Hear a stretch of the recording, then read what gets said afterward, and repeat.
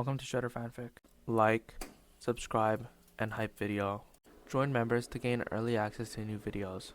After the main character dies in his previous life, he gets reborn inside of Hazbin Hotel.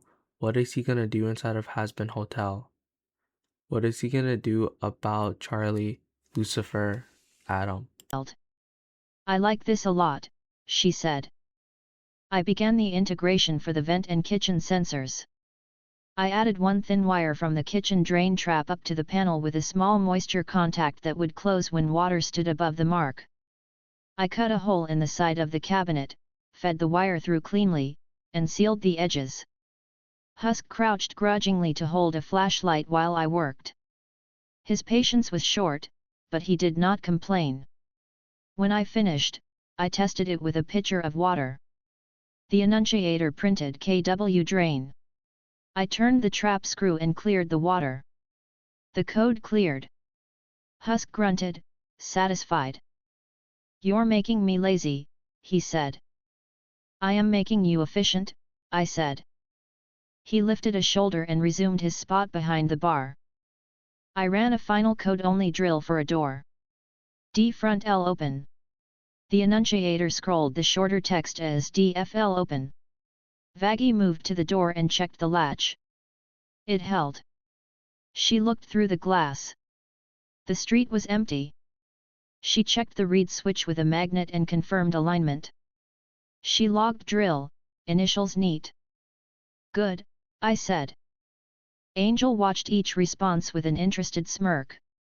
"You're turning us into a little team," he said, tone light. "We are executing procedures," I said. He laughed. Charlie bent over the manual and added a sheet with codes and meanings, copying them carefully. She used broad lines so anyone could read it at a glance. She taped it next to the response roles. "This helps," she said, content. "It fits the space." The morning passed in steady work. I added a second small display to the annunciator so longer codes could roll across two stages in a clean sequence without crowding. I tested E3V dust as E3V then dust again. Charlie stood across the lobby and read it without strain. I made the characters one brightness level lower so the panel did not glare. "Nice," she said. We ate a simple lunch at the bar while I left the panel in live mode. Nifty sat on her feet on the stool and swung them a little, then froze and put them down when she noticed. Angel toyed with a straw and flicked it. Husk said nothing and kept the food moving. Alastair stayed near the piano and listened without adding to the noise.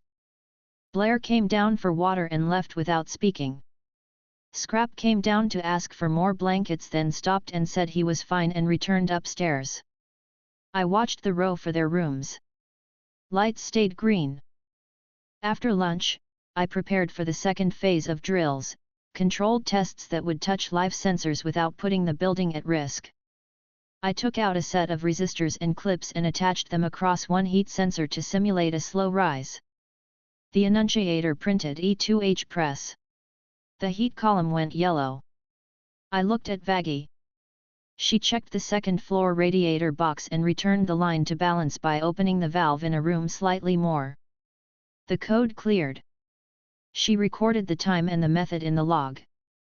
"Now electrical," I said. I turned on a load bank at the west second floor branch to push draw to the yellow threshold for 3 seconds. The annunciator printed W2E load. Husk saw it first and said, "Kill it." I switched off the load bank. The code cleared immediately. I wrote 4SEC response in the log. I set a small wad of paper in a vent duct and closed the cover. The code printed E3V dust after 7 seconds as the vane fell. Nifty pulled the cover, removed the paper, and replaced it smoothly. The code cleared. Her eyes shone. "Fast," she said, proud. "Now door," I said. I opened the kitchen door and left it ajar. The panel let DK open. Vaggie went straight to it and closed it. She checked the latch and read, then logged the drill. We ran a final live water test in the kitchen sink.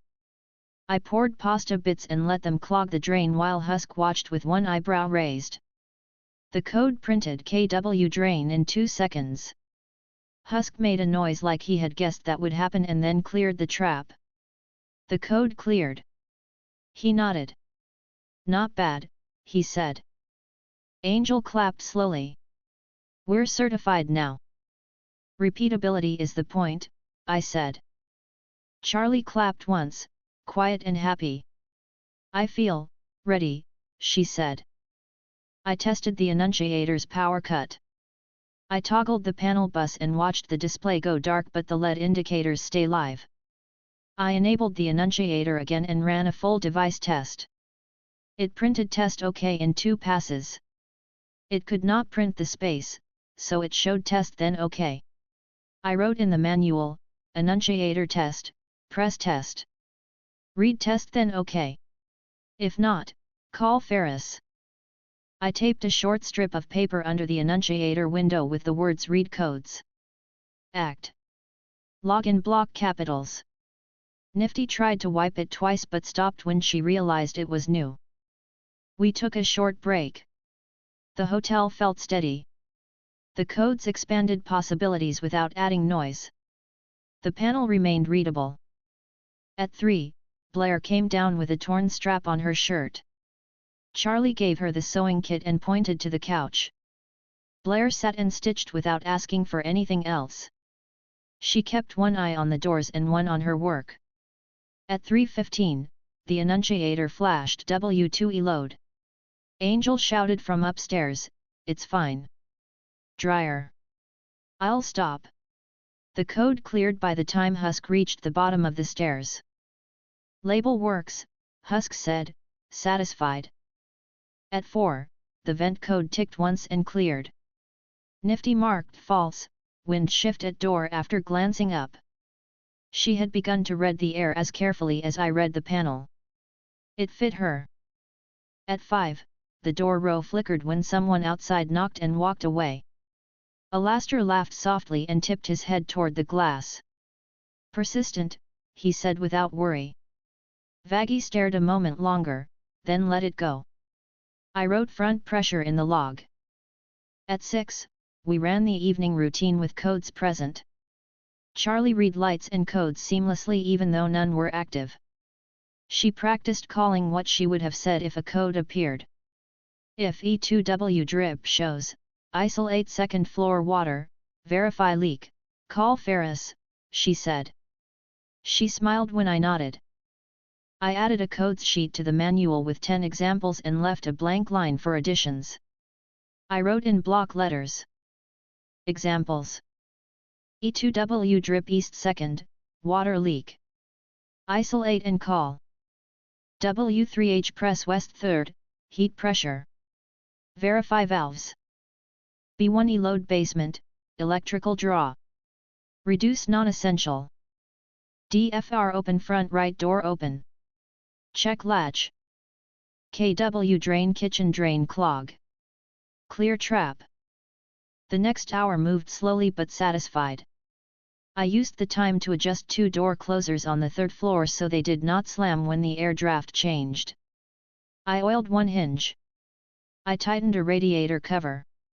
I checked the read alignment on 305 and 307. I came back down and wrote every small change in the log. Charlie watched me write. "You like the little lines," she said, amused. "Clarity prevents confusion," I said. She smiled. "I know." Angel drifted by and patted the annunciator window. "Welcome to the family," he said to it, joking. He looked at me quickly to see if I would comment. I did not. He winked and wandered off humming. Husk leaned forward on the bar and stared at the codes sheet for a long time, then put a finger on B1E load and traced the letters once. He did not speak. He understood his part. Nifty hung a tiny cloth next to the panel to wipe the annunciator window if dust collected. She printed "wipe gently" on a very small piece of tape and stuck it next to the cloth.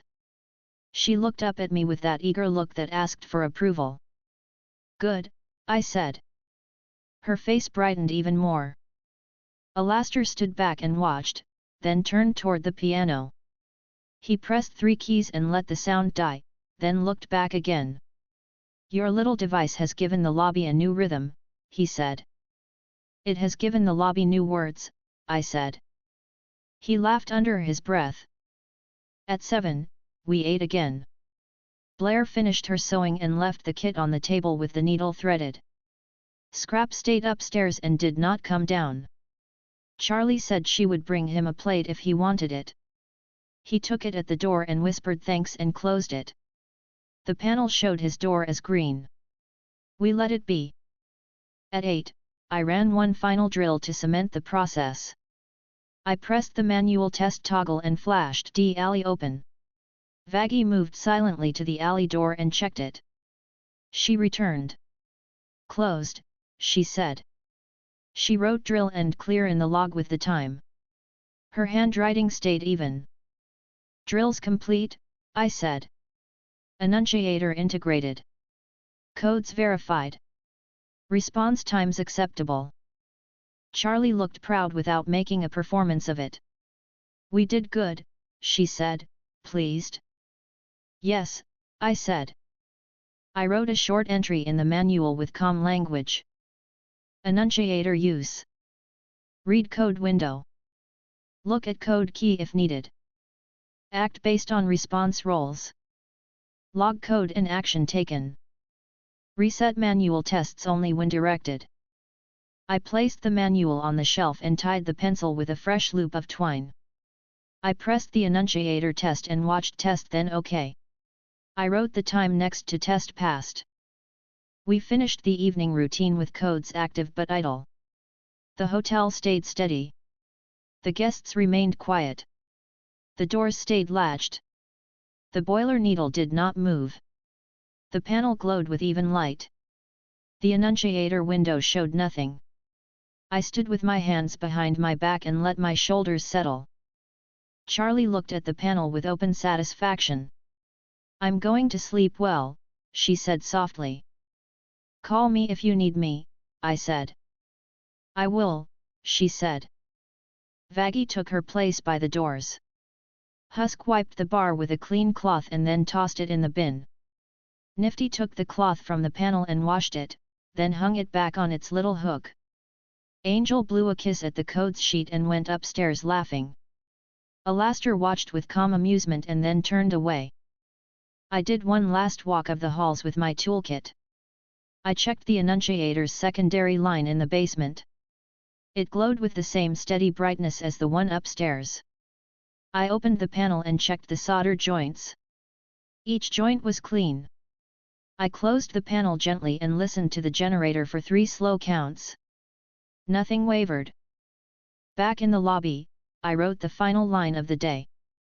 Annunciator installed and tested. Drills complete. Response routine reinforced. System stable. I set the pen down and watched the empty window. It did not need to say anything. Chapter 11, 5 rooms live. The annunciator window showed nothing when I checked it before sunrise. The panel held steady greens across doors, water, heat, electrical, and vents.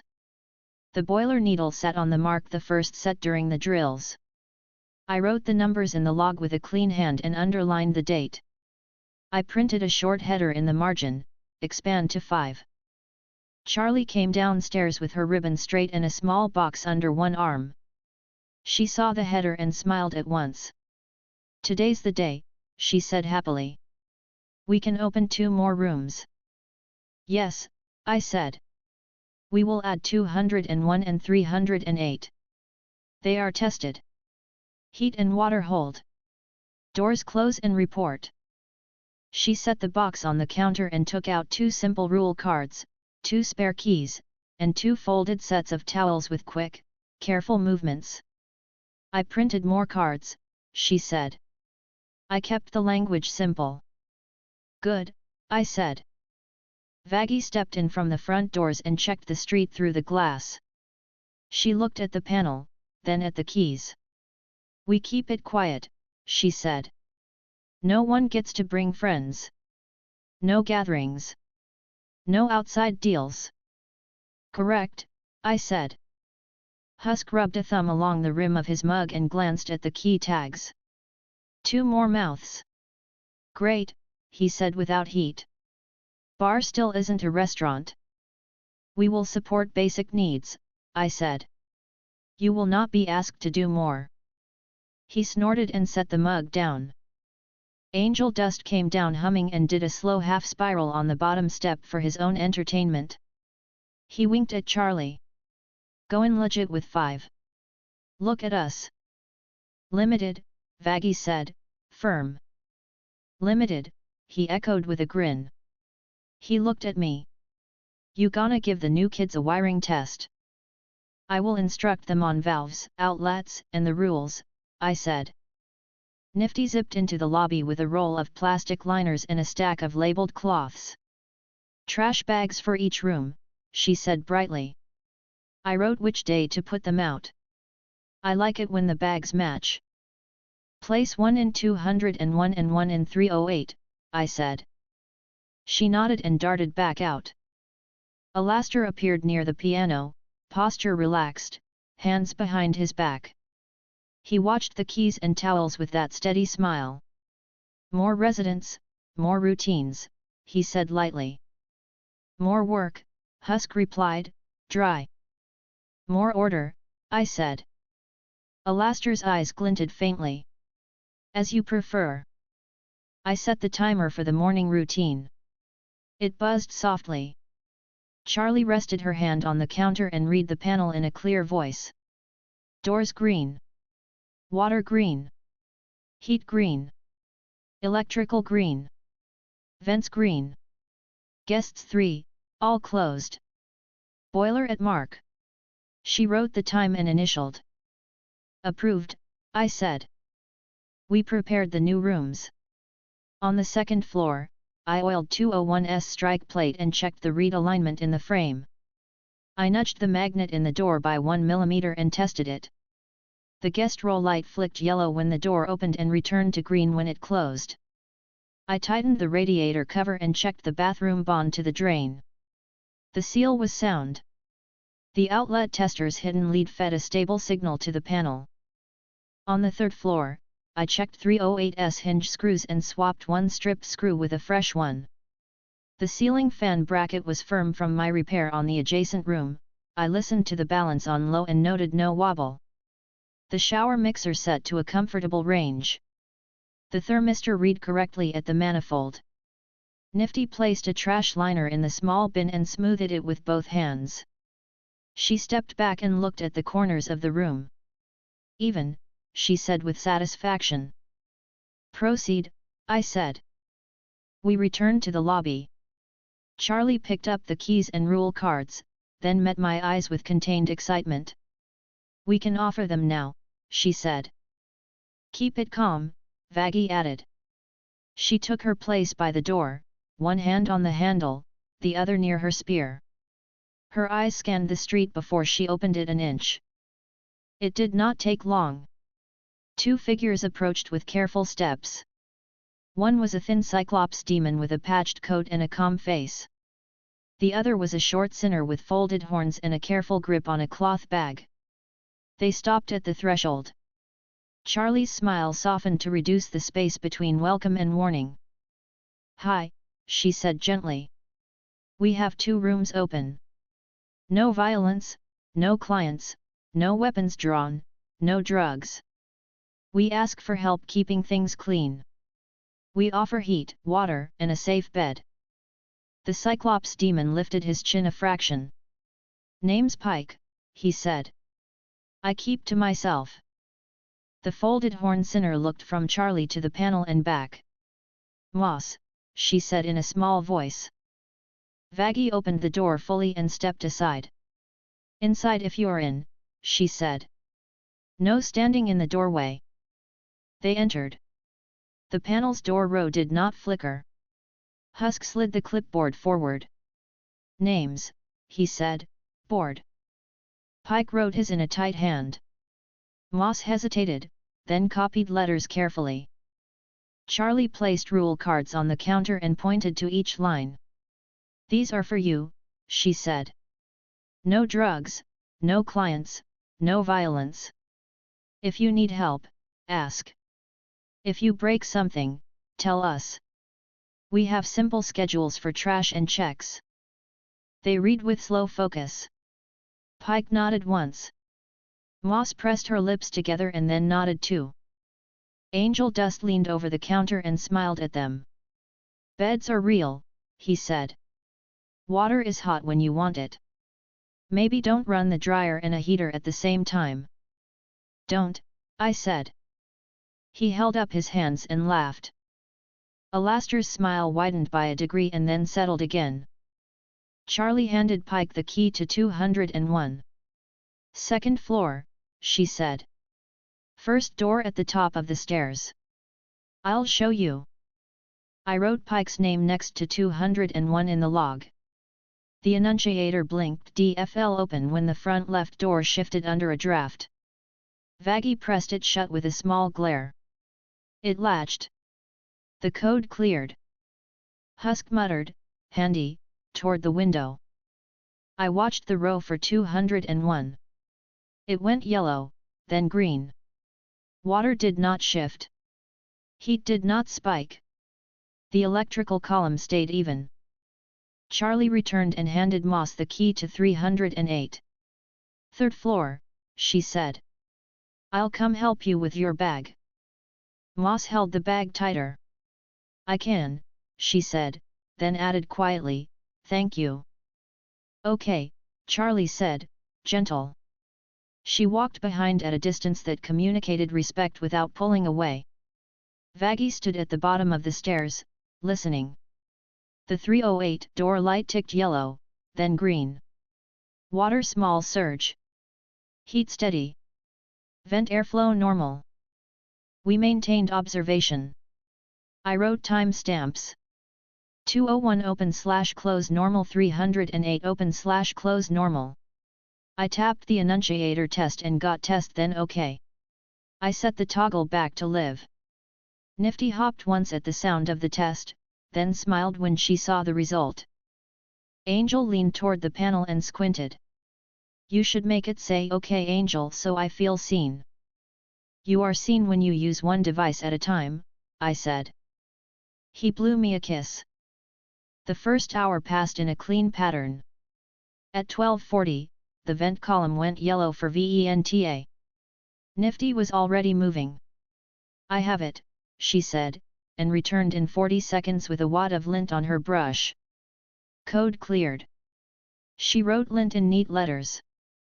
At 12:50, the annunciator flashed W3E load. I turned toward the stairs. Angel shouted from above, "Hair dryer again." Done. The code cleared before Husk moved. Husk looked pleased anyway and lifted his mug in a small, lazy salute toward the ceiling. At 1:201's heat through a yellow. The display printed E2H press. Vaggie looked at me. I nodded. She went up and knocked on 201. Pike opened. She checked the radiator valve and found it partially closed. "Open it fully," she said. He did. The code cleared. She returned and wrote resident instruction provided in the log.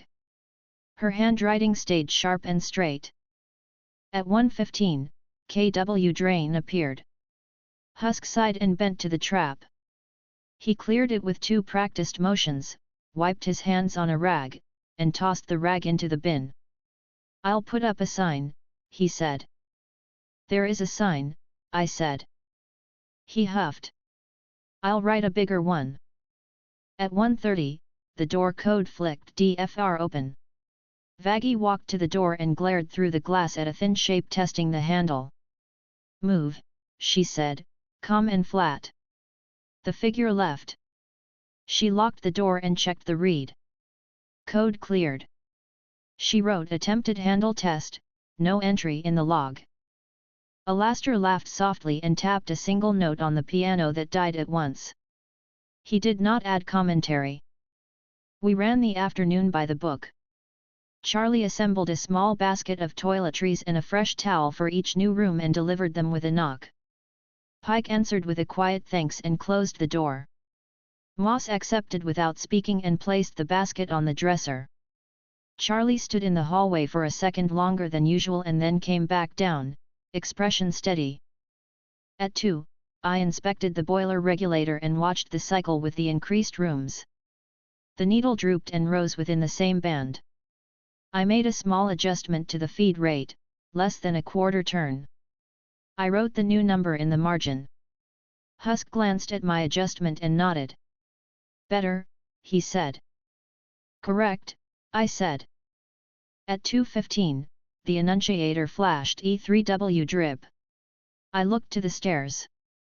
Charlie and Vaggie were already moving. They went to 308. Moss stood in the doorway watching them closely as if she were not sure if they were about to take something. We saw a signal, Charlie said gently. May we check your sink? Moss stepped aside by 2 inches. Charlie checked the compression fitting and found a faint bead. She tightened it a quarter turn. The code cleared. All good, Charlie said with a small smile. If you see water where it shouldn't be, tell us. Moss looked at the clean cloth in Charlie's hand and then at Charlie's face. Okay, she said softly. They returned. Charlie's shoulders carried a small visible pride. She tried to hide it and did not, which was fine. I made a note, 308 compression tightened, resolved. At 3, the vent column ticked on the second floor. Nifty handled it with her normal speed. She came down with 2 small screws in her palm. Old cover, she said, frowning. I replaced them with new ones. Good, I said. I placed the screws in a small tin for scrap. Angel drifted through the lobby and put 2 coins in the tip jar Husk kept for a laugh and tapped the glass. For services rendered, he said. Husk gave him a look that was not a smile and not a smile. At 3:15, I checked 305. Blair stood by the window with a fixed expression and a needle in her hand. She was sewing a seam on the sleeve she had left on the couch last night. She did not look up when I checked the door closer and adjusted it. She said, heater's fine. Report if it is not, I said. She nodded without glancing at me. The hour held. The panel did not throw anything concerning. At 4, we did a mid-shift routine to reinforce habits. Charlie read lights and the window with calm tone and wrote the time. Vaggie checked doors and wrote clear. Husk wrote the boiler temperature. Nifty drew a tiny check next to vents. I initialed. At 4:20, the annunciator flashed W2E load. I half raised a hand to signal Husk just as it cleared.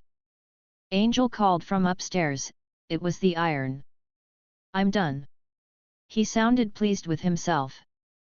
Acceptable, I said aloud to no one in particular and added resident self-corrected to the log. Charlie came around the counter and stood near the panel with her hands near the edge. This is very smooth, she said quietly. 5 people and the system is steady. Yes, I said. The next strain point will be the boiler feed and the fuel routing. Not today. We will schedule it, she said. We will, I said. At 5, Husk set food out again. It was simple and warm. Blair came down and ate slowly. Pike came down and ate quickly and left without speaking. Moss stood near the bottom of the stairs, looked at the table for a long time, and then sat with the bowl in 2 hands like she was afraid it would tip. Charlie sat across from her and kept the conversation light with simple questions about towels and water temperature. Moss answered in short words. It was not friendly, but it was not hostile. It was an acceptable baseline. Angel told a story that was not revealing and not harmless. Vaggie cut him off once and he let it go. Alastair watched the group and smiled with quiet amusement, then turned a page of a book he had not picked up. He was not reading. He was watching. It did not require action. At 5:30, the door code flicked DK open. I walked to the kitchen and closed the door. The reed alignment had slipped out by a millimeter. I loosened the screws, slid the bracket, and retightened. I tested it twice. The code cleared and did not return. I wrote read aligned in the log. At 6, evening routine call. Charlie did it, then handed the log to Vaggie for the door notes. Husk underlined the boiler temperature again. Nifty added vents OK. The row for guests showed 5 green. I made a small box around the row and wrote 5 active. At 6:20, KW drain flashed. Husk cleared it in 10 seconds, then marked a bigger warning sign with a marker and stuck it at eye level. No noodles in the sink, he printed in large block letters. Charlie hid a smile behind her hand and then dropped it. Thank you, she said.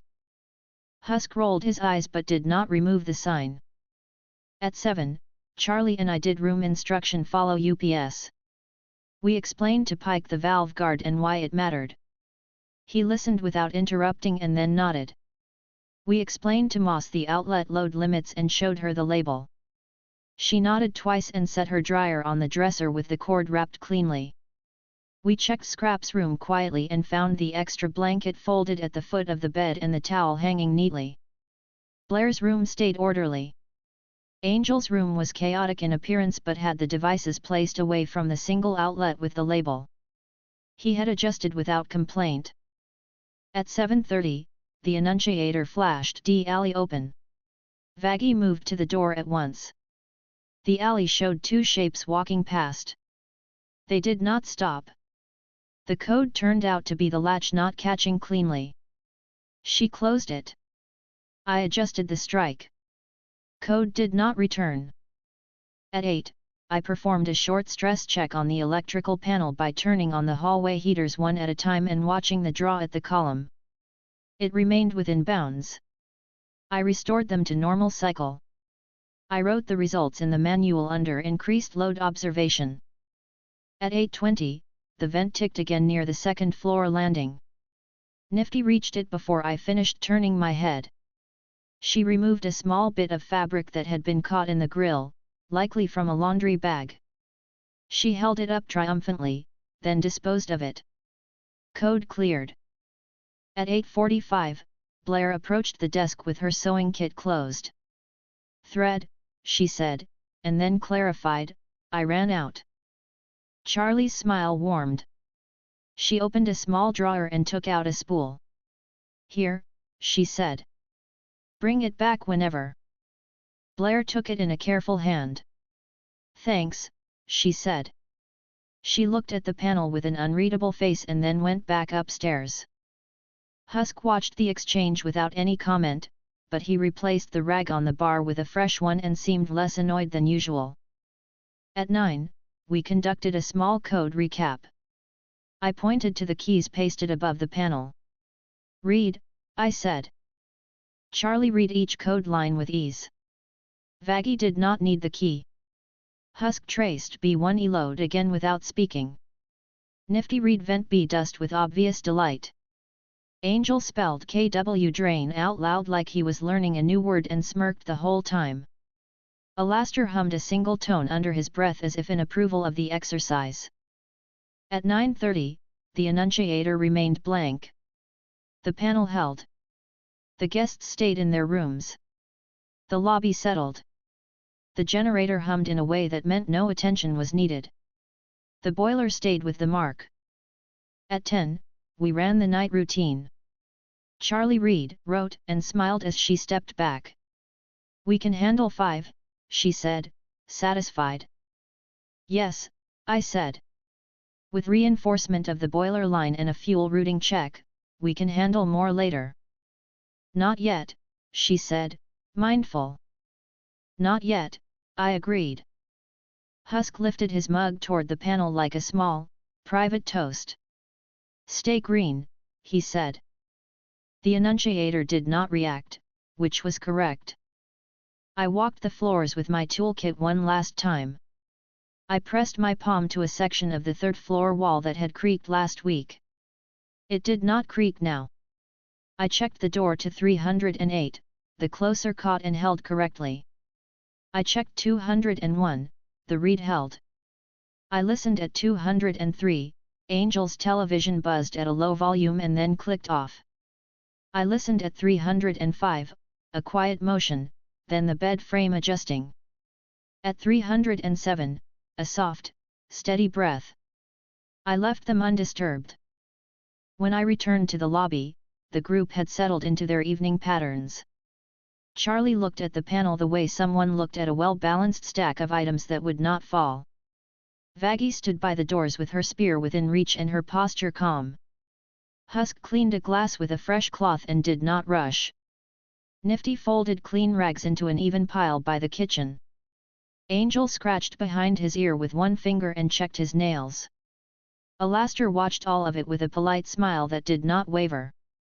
I wrote the final summary of the day in the log, clean lines, no extra words. Expanded to 5 rooms at 12 o'clock. New guests Pike, 201, and Moss, 308. Codes observed, VENTA lint, W3 load, E2H press, KW drain, DFR open, E3W drip, D alley open. All resolved. Instructions delivered. No breaches. System stable. I closed the log and returned the pen to its string. I watched the annunciator window for 10 seconds, then the door row, then the water column. All green. The hotel held. Chapter 12, Feed and Fire. I checked the panel at first light. Doors, water, heat, electrical, vents green. The annunciator window was blank. The boiler needle sat on the mark set during the 5-room expansion. I wrote the numbers in the log, then drew a straight line and printed the task header, boiler feed reinforcement. Fuel routing. Threshold recalibration. Charlie came down the stairs holding a small stack of fresh cards and a string-tied envelope. She read the header and smiled with focused relief. Basement day, she said happily. I can help. I wrote a small warning card for the boiler room door. Yes, I said. Only authorized entries. I will need Husk with me for access and to monitor draw while I cut the line. Vaggie passed the front doors, checked the street with a straight look, and then turned to the panel. All green, she said. If you're opening fuel lines, I'll stay in the lobby. I want eyes on the street. Confirmed, I said. Husk set a mug beneath the bar tap, filled it, and then leaned on his forearms, looking at me under half-lidded eyes. You're messing with my boiler, he said, not as a question. I am reinforcing your boiler, I said. Current capacity sustains 5 rooms. It will strain at 6. We will install a pre-filter, a bypass, a pressure regulator on the feed, and a return relief. Then recalibrate panel thresholds to the new curve. He made a small approving sound. Fine. Tools are where you left them. Fuel tanks at half. Good, I said. Angel Dust slid down the railing and landed with an easy step. He looked toward the basement door and grinned. Field trip to the fire hole, he said. Try not to blow us up. Proceed with routine, Vaggie said flatly. He lifted both hands in surrender and winked at her. Yes, boss. Nifty zipped into the lobby with a rag and a small caddy. I'll clean the basement steps, she said quickly. They're dusty. After I close the line, I said. Do not enter until I give clearance. Okay, she said, still smiling but steady. Alastair walked into view near the piano, smile calm. A day of plumbing and pressure, he said in a light tone. Do enjoy yourselves. Husk snorted. You coming to supervise? I shall observe from a safe distance, Alastair replied, amused. Charlie placed the warning card on the basement door, boiler work in progress. Do not enter. Ask Ferris or Husk. She pressed the tape hard along the corners. She looked up at me. Do you need anything else before you start? Yes, I said. Timer for lobby checks every 15 minutes while the line is cut. If a code appears, you will call down the shaft. I will listen. Done, she said. She set the timer and moved it beside the panel. I lifted my toolkit, checked that the spare gaskets were sealed, and handed Husk a second set of gloves. We will proceed, I said. He took the gloves without comment and followed me to the basement. The air below was warm and dense. The generator thumped at a steady rate. The boiler sat against the far wall with heat lines rising into the building, the main feed on the left, the return on the right. The fuel line ran along the floor into a regulator box that had not been serviced in too long. The surface was clean since my last pass, but the smell of old oil clung to the metal. I set the kit on the bench and opened the lid. I laid out parts in a disciplined row, 2 inline filters seated in steel housings, 3 ball valves, 1 T, 1 Y strainer, a pressure regulator, 2 gauges, 1 relief valve, 4 unions, a coil of fuel-rated hose, and a stack of gaskets. I placed the wrench set and the pipe cutter beside them. I checked each gasket with my thumb and then closed the gasket tin. Husk pulled a stool over and sat with his mug on his knee. You tell me when to cut, he said. I'll keep an ear on the manifold. Stand by, I said. I walked the line from the fuel tank to the boiler intake. The shutoff sat near the tank. I tested it. It turned smooth. I set it to closed. The feed line slackened slightly. I opened the bleed screw on the regulator box and vented pressure into a shallow pan. The line sighed and then stilled. Feed closed, I said. Husk stood, set his mug on the bench, and moved to the boiler controls. Heat load, he asked. Hold, I said. We will maintain residual heat while the line is open. Panel upstairs will show small drop. Within tolerance. He grunted. All right. I drew a mark on the feed line where the pre-filter would go. I measured the span and cut the pipe with the cutter, turning until the metal separated with a small click. The old pipe edge showed rough scoring from a previous, sloppy cut. I filed it smooth, cleaned the inside with a brush, and wiped away filings. I seated the first union and tightened it. I installed the pre-filter housing with its mount to the wall brace, making sure the drain faced down and the bowl could be removed without moving the line. I cut the second span and fitted the outlet side. I tightened both unions evenly, checked alignment, then set the filter element in its bowl and sealed it with a fresh O-ring. I moved to the next stage. We will put the bypass here, I said, tapping the line between the pre-filter and the regulator box. If the filter clogs, we can route around it. The bypass will be normally closed. Good, Husk said. I don't want to rip this open every time the fuel looks funny. I marked the T's, cut, deburred, and fitted the bypass. I set the ball valve on the branch, oriented so the handle movement was clear. I labeled it with block letters, bypass closed. I turned it and confirmed it matched the label. I returned it to closed. I checked the annunciator line upstairs by listening through the shaft. The faint sound of the timer buzzed. Then Charlie's voice came, clear. Panel check 1, she called. All green. Baseline holds, I called back. Copy, she said. I returned to the feed. I opened the regulator box. The diaphragm was cracked. The spring was rusty. I removed both, set them on a rag, and cleaned the housing. I installed a new regulator downstream of the pre-filter and upstream of the boiler, with a gauge on both sides so I could see pressure drop across the filter and set point at the boiler intake. I tested the threads with sealant and turned each fitting until it seated. I set the regulator to the mark the first wanted but left the lock ring loose for final adjustment under load. Relief here, I said. I tapped the return line and measured a thread in seat. If pressure rises in the loop, the relief will open into the return. It will prevent hammer. Good, Husk said, satisfaction in the short word. I threaded the relief into the T on the return, seated it, and ran a short hose to the return with clamps. I checked the clamps for bite. I tightened them evenly. I pulled the hose with my hand. It did not slip. I installed a Y strainer on the return for any debris moving backward. I seated the blowdown plug and made sure it could be removed without moving the line. I added a ball valve upstream to isolate the strainer for service. I labeled both with simple tags. The second timer buzzed above.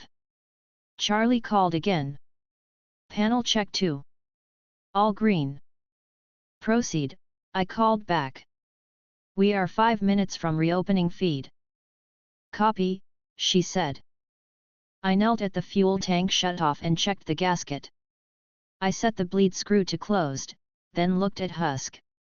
Open bleed on regulator box, I said. He moved to the box, turned the screw with a small tool, and held a rag underneath. Open, he said. Opening feed, I said.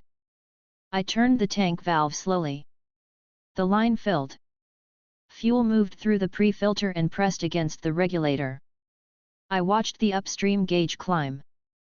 The filter bowl cleared. I tapped the regulator body lightly and then set the lock ring.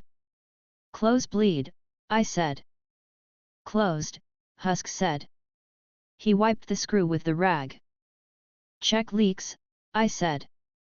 We worked around the new joints, feeling each connection with a gloved finger. No wet. I tightened one union a quarter turn. It held. I bled the Y strainer briefly and confirmed flow. I checked clamps again. Secure. Feed stable, I said. Husk returned to the boiler control and watched the flame sight. Light is steady, he said. Heat returning. Hold at mark, I said. I adjusted the regulator until the intake gauge rested at target. I locked the ring. I wrote the set point on the housing with a grease pencil. The timer buzzed above. Charlie called, panel check 3. All green. Boiler needle steady. Good, I called back. I walked to the maintenance panel mounted on the basement wall and opened it. I changed the heat threshold resistor to the next band and mirrored the change on the lobby panel by swapping the paired resistor in the annunciator line. I labeled the new threshold range with a small sticker and wrote the numbers beside it. Husk, I said. We will run a load test. I will open a radiator branch upstairs by 2 degrees. Watch the flame obey. I will observe the panel curve and adjust the annunciator delay to avoid false codes during normal cycle. Do it, he said. I keyed the radio handset on my belt. Charlie, I said. Increase third floor heat by 2 degrees. Open 305 and 308 valves a quarter turn. Confirm. On it, she said. I heard her steps cross the lobby and the stairs. A minute later, the boiler intake gauge rose slightly. The flame held. I watched the panel LEDs on the basement board. The heat column stayed green. The annunciator window upstairs stayed blank. Delay is good, I said. We are clear. Husk ran his finger across the boiler casing, near the gauge. Feels smoother, he said. You took the chatter out.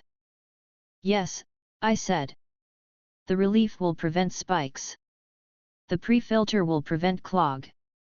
The bypass will allow service without shutting the hotel. He grunted, pleased.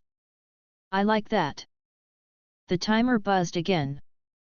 Panel check 4, Charlie called. All green. Residents calm. Proceed, I called back. I moved to the fuel routing. The line from the tank to the boiler ran along the floor with 2 dead low spots where sediment could settle.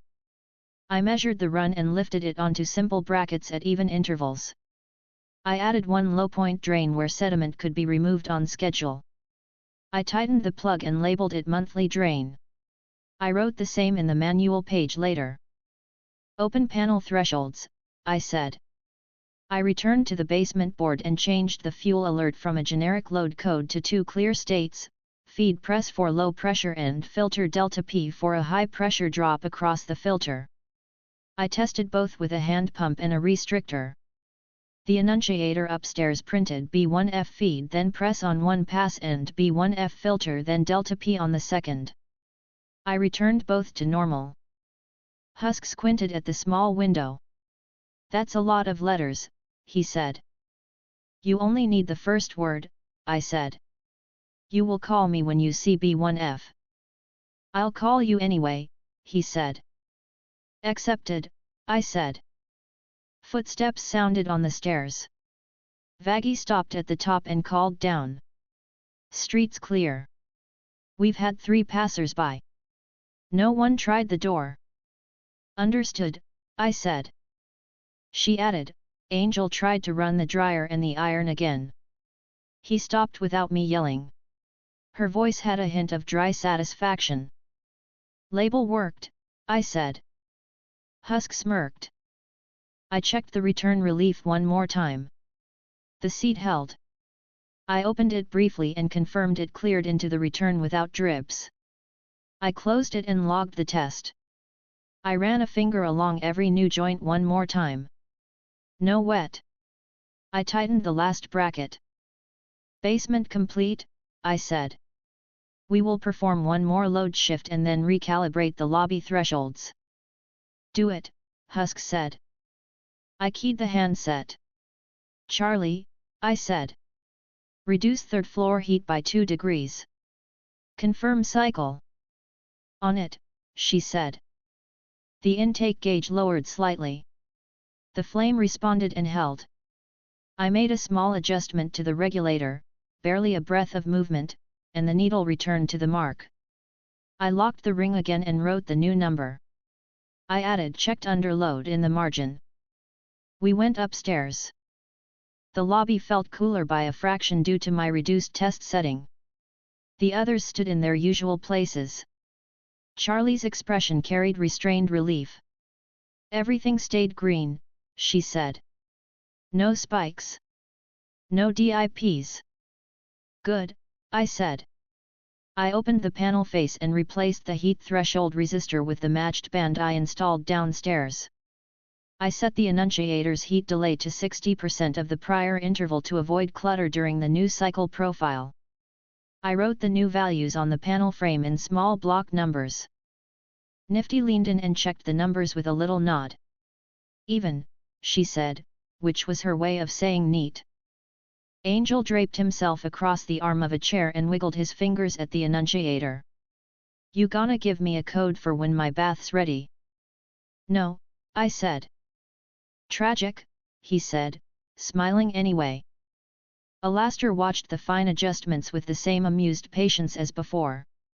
"You do enjoy a well-set dial," he observed softly. "Correct," I said. Vaggie moved to the panel and checked the columns. "So what does this mean for us?" she asked plainly. "Higher capacity without strain," I said. "You will not notice the difference in routine. The boiler will hold the mark with less drift. The annunciator will not throw soft heat codes on normal cycles. If a real spike occurs, the window will show E number H press or B1F feed and you will respond as posted." "Simple," she said. "Good."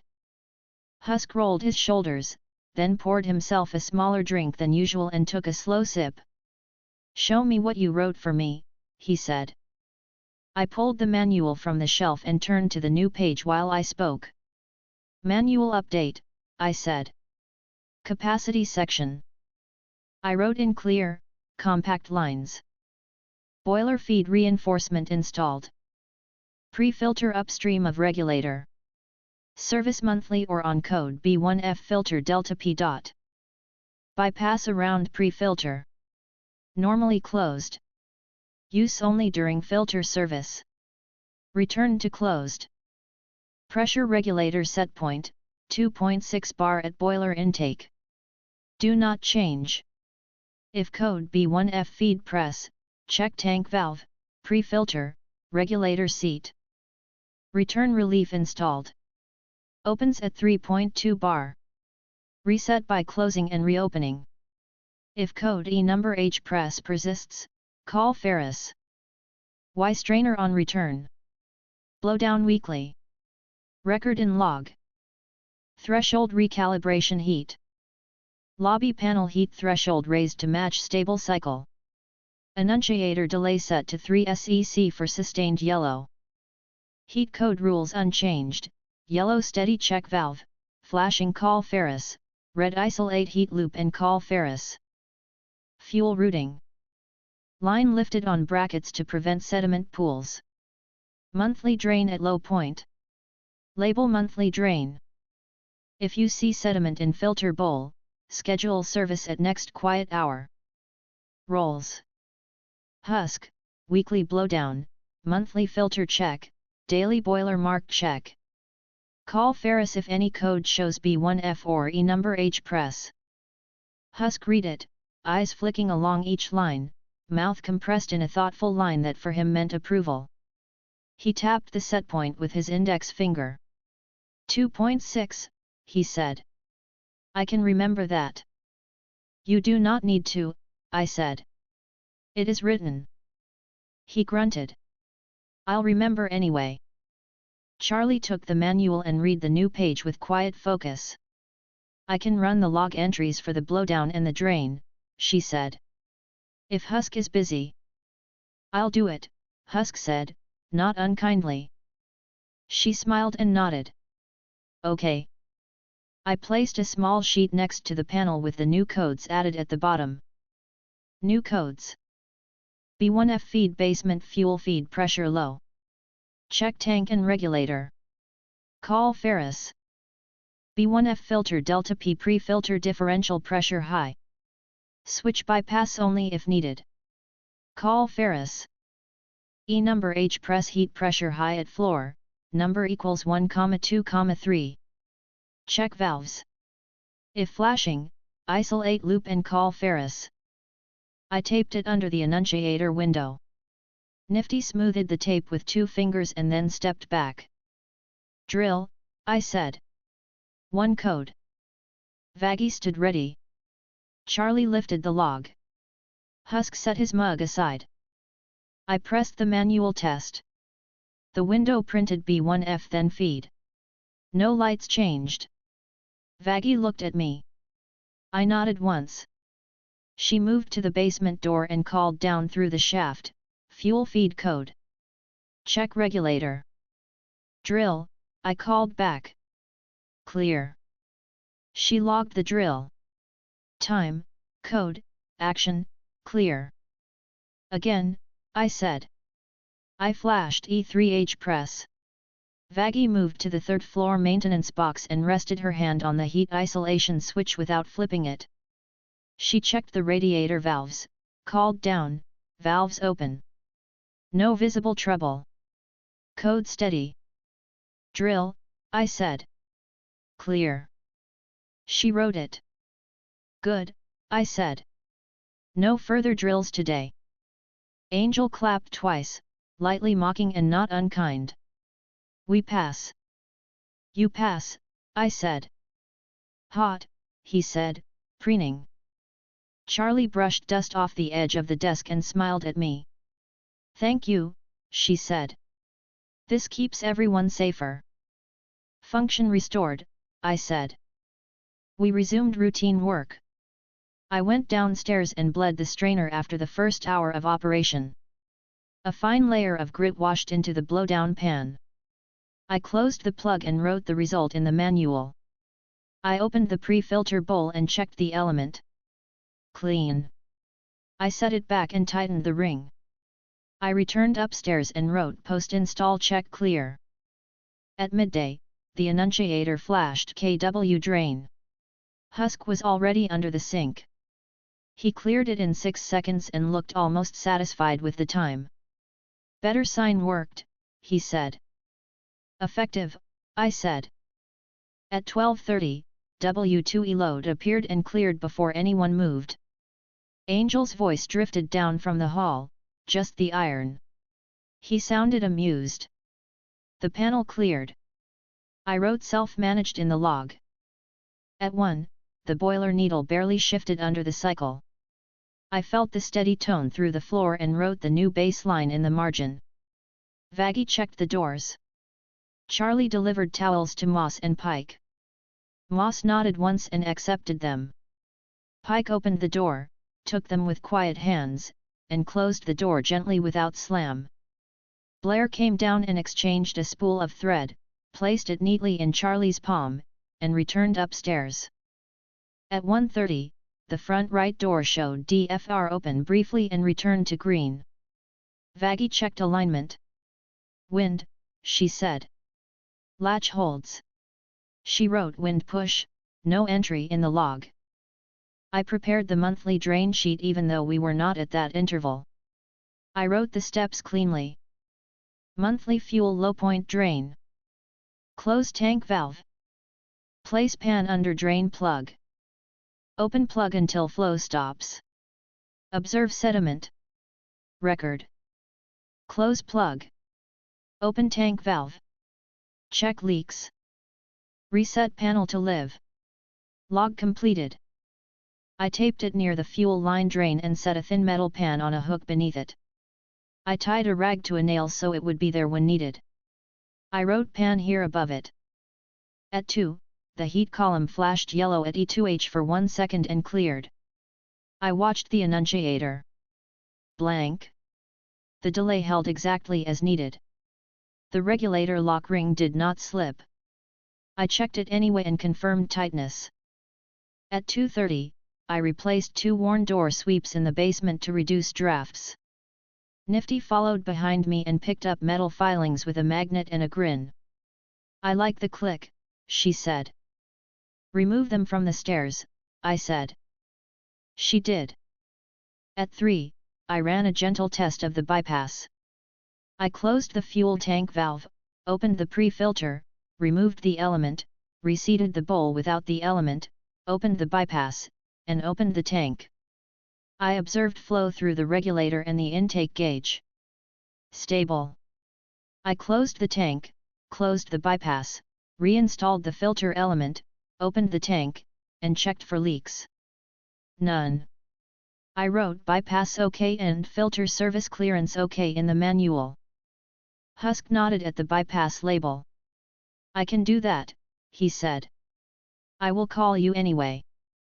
Accepted, I repeated. At 3:30, the annunciator flashed vent B dust. Nifty was already at the stairs. She cleared a small wad of hair gathered at a corner and came down with a proud look. Easy, she said. She wrote hair in tiny letters. At 4, we ran the mid-shift routine. Charlie read the panel, then the code key. She smiled at the empty window and wrote the time. Vaggie checked the doors and wrote clear. Husk underlined the boiler temperature. Nifty drew a small square next to vents. I initialed. At 4:15, I gathered Charlie, Husk, and Vaggie at the lobby panel and held a short briefing. New items in manual, I said. Blowdown weekly. Monthly drain. Fuel codes. Heat threshold band. Response roles unchanged. If you see any B1F codes, call me first. If you see E number H flashing, isolate and call me. Do not open the bypass unless I am present, except to maintain flow during filter service. If the regulator setpoint changes on its own, do not adjust. Call me. Clear, Vaggie said. Clear, Charlie said.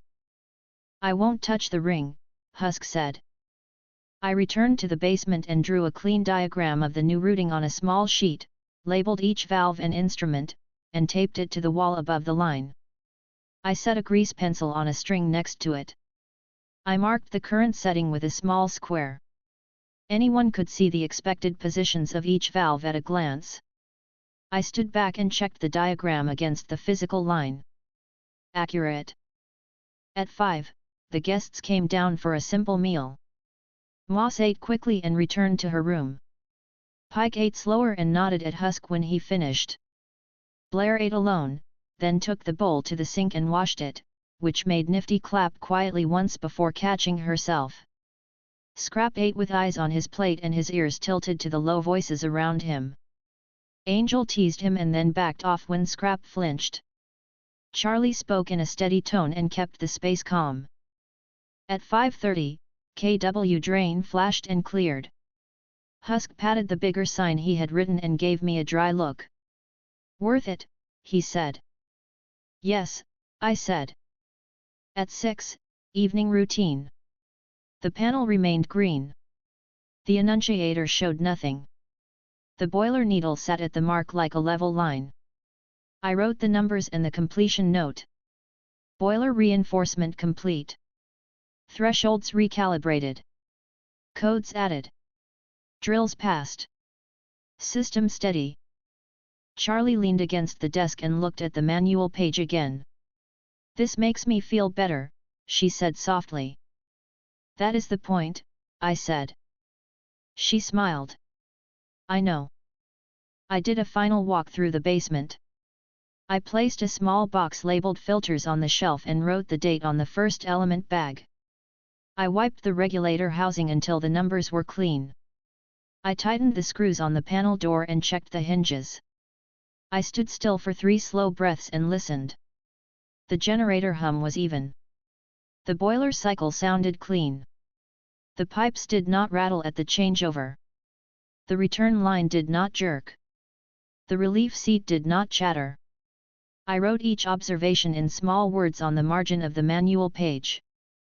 When I returned to the lobby, the others had settled into their routines. Angel adjusted a cuff and admired it. Nifty stacked rags by color and size.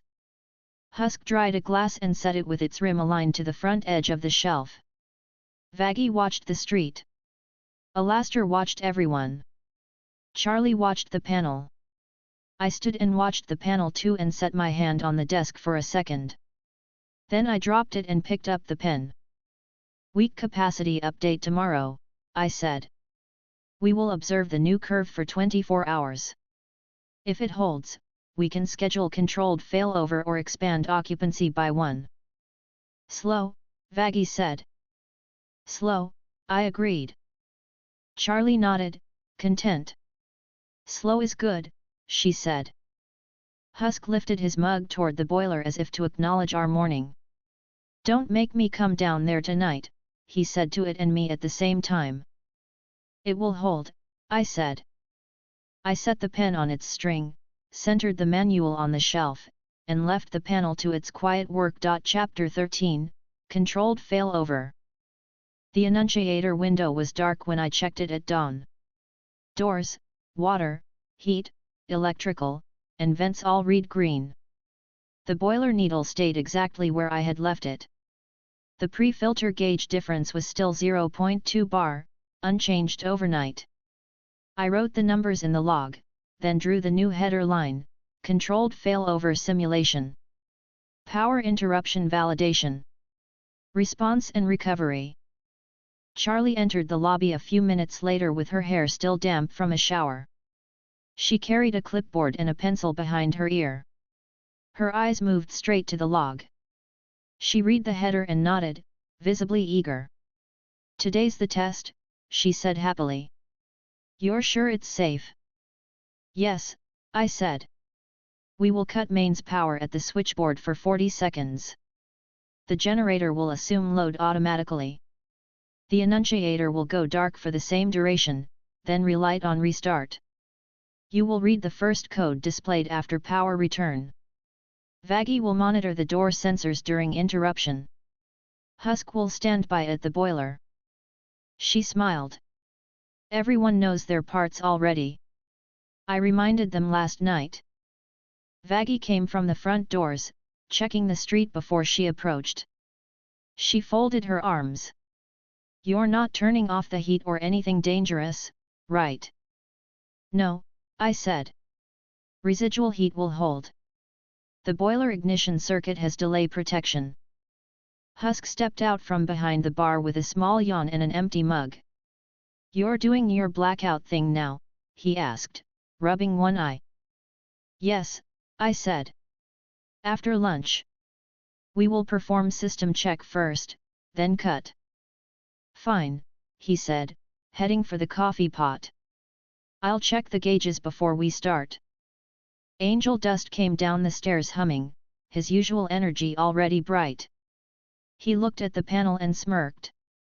"You're shutting down the lights on purpose? Sounds fun. I'll grab a flashlight." "No need," I said. "Lights will return automatically."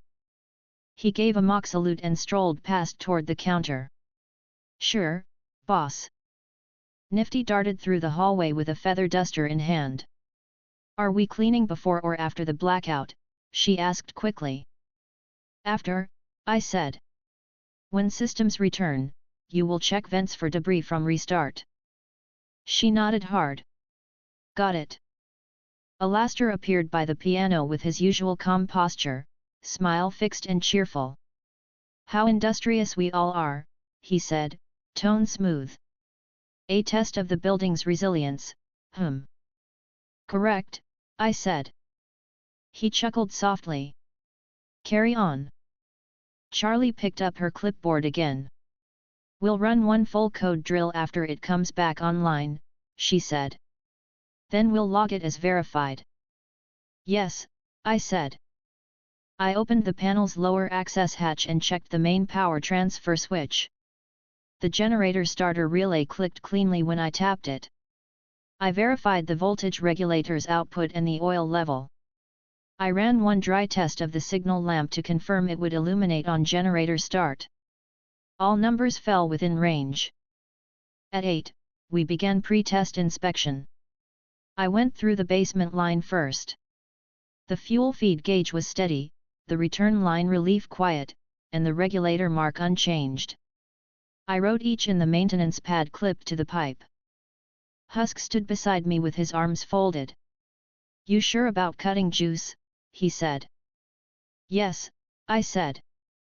"The generator will pick up load in under 20 seconds." He watched the flame through the boiler sight and nodded. "All right. I'll be right here." I adjusted one pressure gauge until it aligned with the reference line. I made the small correction in the log and returned to the main floor. Charlie and Vaggie had set the timer on the reception desk to 15-minute intervals for system stability readings.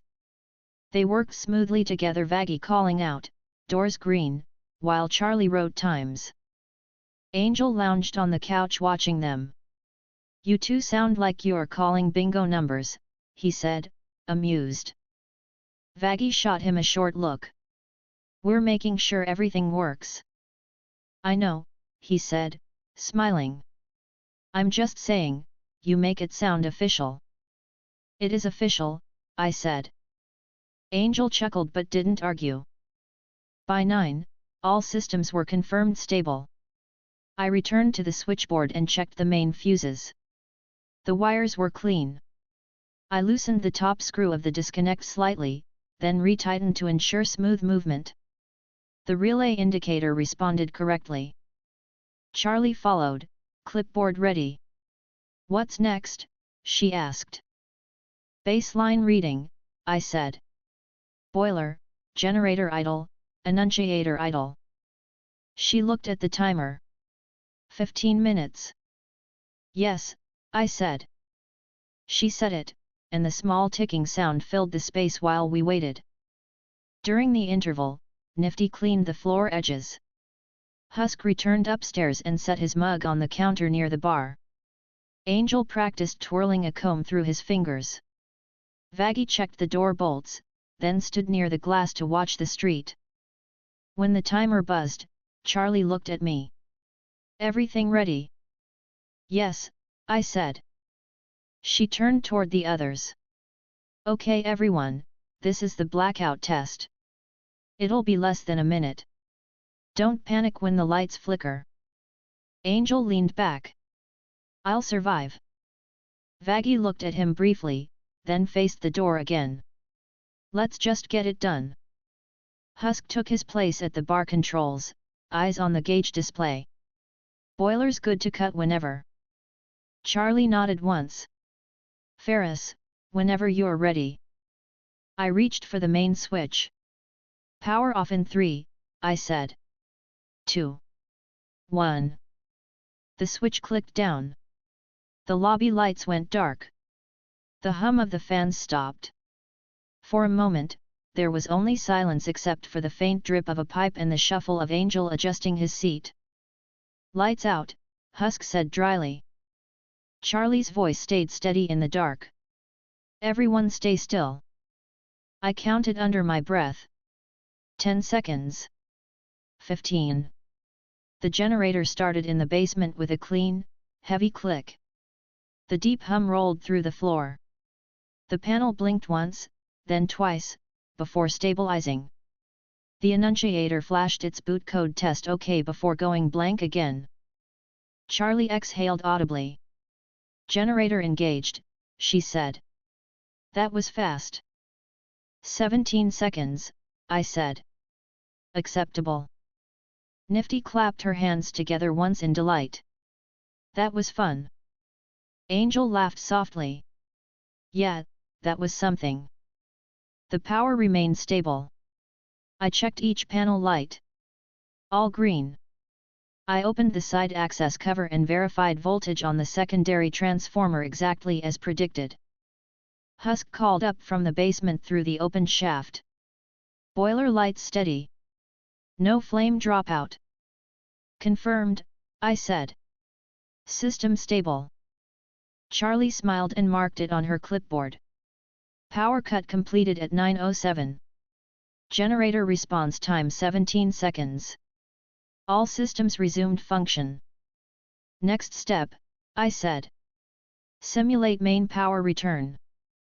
Do it, Vaggie said, watching the lobby. I reached to the switch and flipped it back. The generator hummed lower, then disengaged as the main circuit reconnected.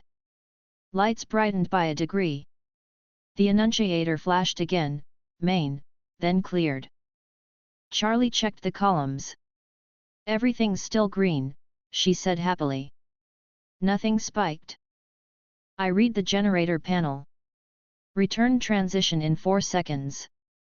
Acceptable. Husk came up the stairs, wiping his hands. No backfire, he said. No noise. I'll take it. Confirmed, I said. Nifty hopped in place, excited. Can I wipe the panel glass now? Yes, I said. Then check vents for dust. Okay, she said, darting off. Charlie leaned over the counter and smiled at the still panel. That went better than I thought. Expected, I said. We will now conduct system code verification under generator mode. I will force a short failover again and observe annunciator response. All right, she said. I reset the switch for manual mode and cut mains again. The lights flickered once more but returned faster this time. The generator took over in 12 seconds. The annunciator printed gen mode for 2 seconds, then cleared. Good, I said. Annunciator identifies source. Charlie looked impressed. You even programmed that? Yes, I said. Vaggie checked the door column. Still green, she reported. Excellent, I said. We will now simulate fault conditions. Let's do it, Husk said. I toggled the heat test circuit. The annunciator flashed E2H press. Simulated, I said. Vaggie nodded and moved toward the stairs. Checking valves. Charlie logged the time. 9:31, heat pressure simulated. I toggled the circuit off. The code cleared. Resolved, I said. Next, I tripped the vent sensor. The annunciator printed vent A dust. Nifty, still holding her cloth, called from above, I see it, and wiped a grill that was already clean. Drill complete, I said. She giggled, pleased. Charlie wrote, vent drill cleared. I tripped the door read sensor. DFR open printed, and Vaggie immediately stepped to the door. Secure, she said, then looked at the panel. Drill complete. Clear, I said. Logged, Charlie said. Angel stretched his arms behind his head. Look at us, all official and stuff. Husk smirked faintly. You should see how much paperwork you'd have to do if something actually broke. No thanks, Angel replied. By 10, the full test sequence had finished. The panel, annunciator, and generator were synchronized again. I wrote the data in the maintenance log. Main power cutoff 907, generator start 924, return 925, secondary cutoff 930, generator response 12 seconds, all systems nominal, no deviation. Charlie double-checked her own notes, pencil tapping the margin. Everything matches, she said. Perfect. Now we restore mains permanently, I said. Generator will remain on standby. All staff returned to normal duties. Vaggie nodded and went to check the street again. No weirdness outside, she said. Husk returned to his bar and poured himself half a drink. Nothing exploded. I'll call that a success. Acceptable, I said. Angel yawned. So what now? You gonna add that to your big scary book? Yes, I said. It will be added to the manual. He smirked. Course it will. Charlie glanced toward the basement door. Do we need to check on the generator again? No, I said.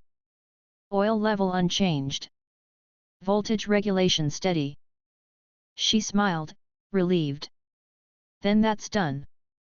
I looked at the panel one more time. Every light held steady green. The annunciator remained blank. Vaggie turned back toward us. You want another test later? Tomorrow, I said. Night cycle check only. No interruption. Good, she said.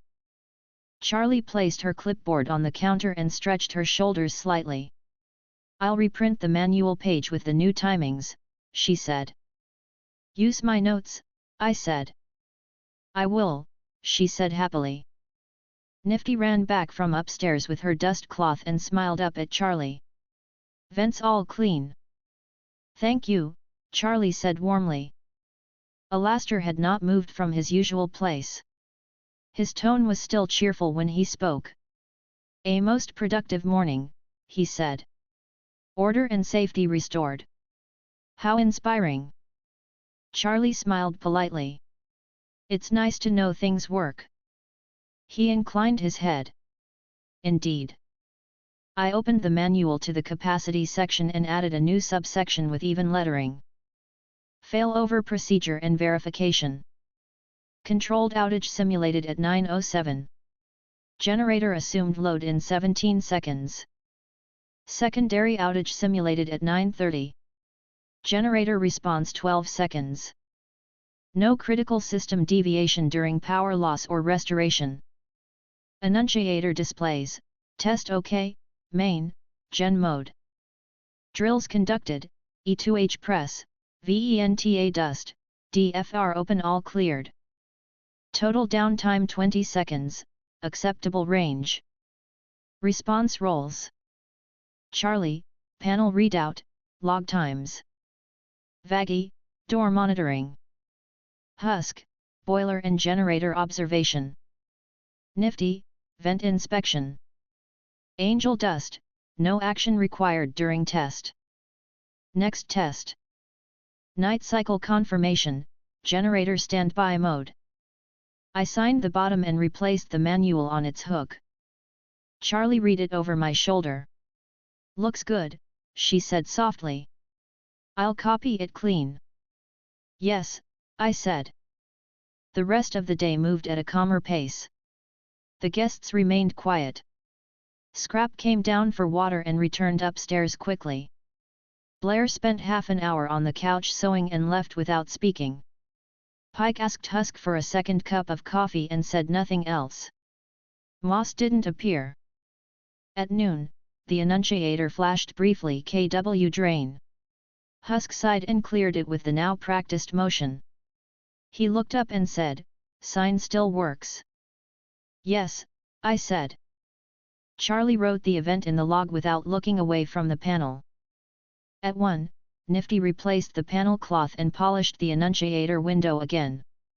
"I like when it shines," she said. Angel walked by with a grin.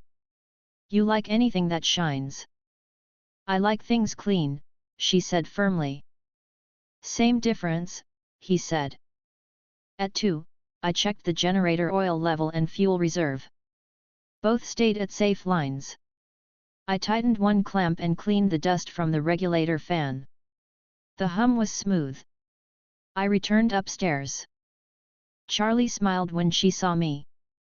"Everything holding?" "Yes," I said. "Generator will remain stable." She tapped her clipboard. "We're almost ready to call this section complete." "After night verification," I said. "After night verification," she repeated. At 3, the door row flickered once when someone outside brushed against the front handle. Vaggie went to the door, checked the latch, and returned to her post. "Just someone passing," she said. At 3:15, I ran a silent check of the annunciator's backup battery. I toggled the switch to isolate main power. The display stayed live. The internal charge was stable. I reconnected and wrote battery nominal. Husk poured a drink and leaned back. "If you run out of stuff to test, you can test my patients next." "I will schedule it," I said. Charlie laughed quietly. "Don't encourage him." Angel tilted his head. "You'd lose that one, Husk." "I already did," Husk muttered, but there was no annoyance in his tone. At 4, I completed a new schematic for the generator's electrical interface and taped it to the inside of the switchboard panel. I labeled every connection point. Charlie reviewed it with an approving nod. "It's easy to read," she said. "Even I can follow this." "That is the goal," I said. Vaggie checked the clock. "We'll do one more full panel call before dinner." "Proceed," I said. She stepped to the counter. "Doors green. Water green. Heat green. Electrical green. Vents green.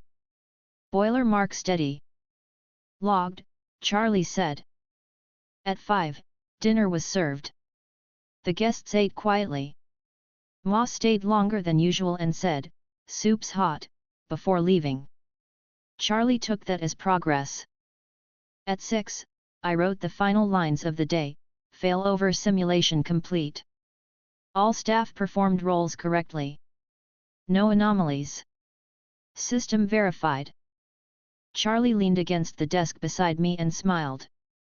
"Thank you," she said sincerely. "You are welcome," I said. Husk looked over his shoulder from the bar. "That's it then. Lights didn't die. Nobody screamed. Works for me." "Correct," I said. Nifty replaced the dust cloth, folded it neatly, and hung it by the panel again. Angel stretched, then headed upstairs humming. Vaggie locked the doors for the evening. Alastair smiled quietly and turned toward the piano, pressing one calm note. The hum of the building stayed steady. The panel held green. The annunciator remained blank. The hotel's system stayed balanced. Chapter 14, 6 rooms monitored. I checked the panel 2 hours before sunrise. Doors, water, heat, electrical, vents green. The annunciator window was blank. The boiler needle sat on the mark set after reinforcement. The pre-filter differential read steady. I wrote the numbers in the log and drew a straight header line, expand to 6. Monitor 24 hours. Code capture. Charlie came downstairs early with her ribbon already tied and a small tray of folded rule cards. She saw the header, then looked to the panel. Her voice held quiet relief. "We're good to open one more," she said happily. "Yes," I said. "We will add room 310. Third floor, west side. It is tested." She set the tray on the counter and laid one card flat. "I wrote a short addition for heaters and outlets," she said. "Plain words.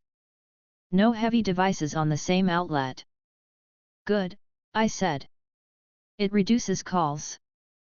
Vaggie passed the front doors, checked the street through the glass, then faced us. "We keep it strict," she said. "No friends following anyone in. No door lingering." "Confirmed," I said. Husk lifted his mug, frowned at the empty bottom, and refilled it slowly. He glanced at the key hooks and squinted. "One more," he said. "Don't ask me to make breakfast." "No one asked you," Vaggie said. He grunted, not offended. Angel slid down the banister and landed with a small flourish. "Goin' big." 6. "I should make a banner," he said, teasing. "No banners," Vaggie said. He laughed and wandered to the bar. "Relax, I'm kidding." Nifty zipped in with a basket of small soaps. "I wrapped these with paper and wrote bath on them.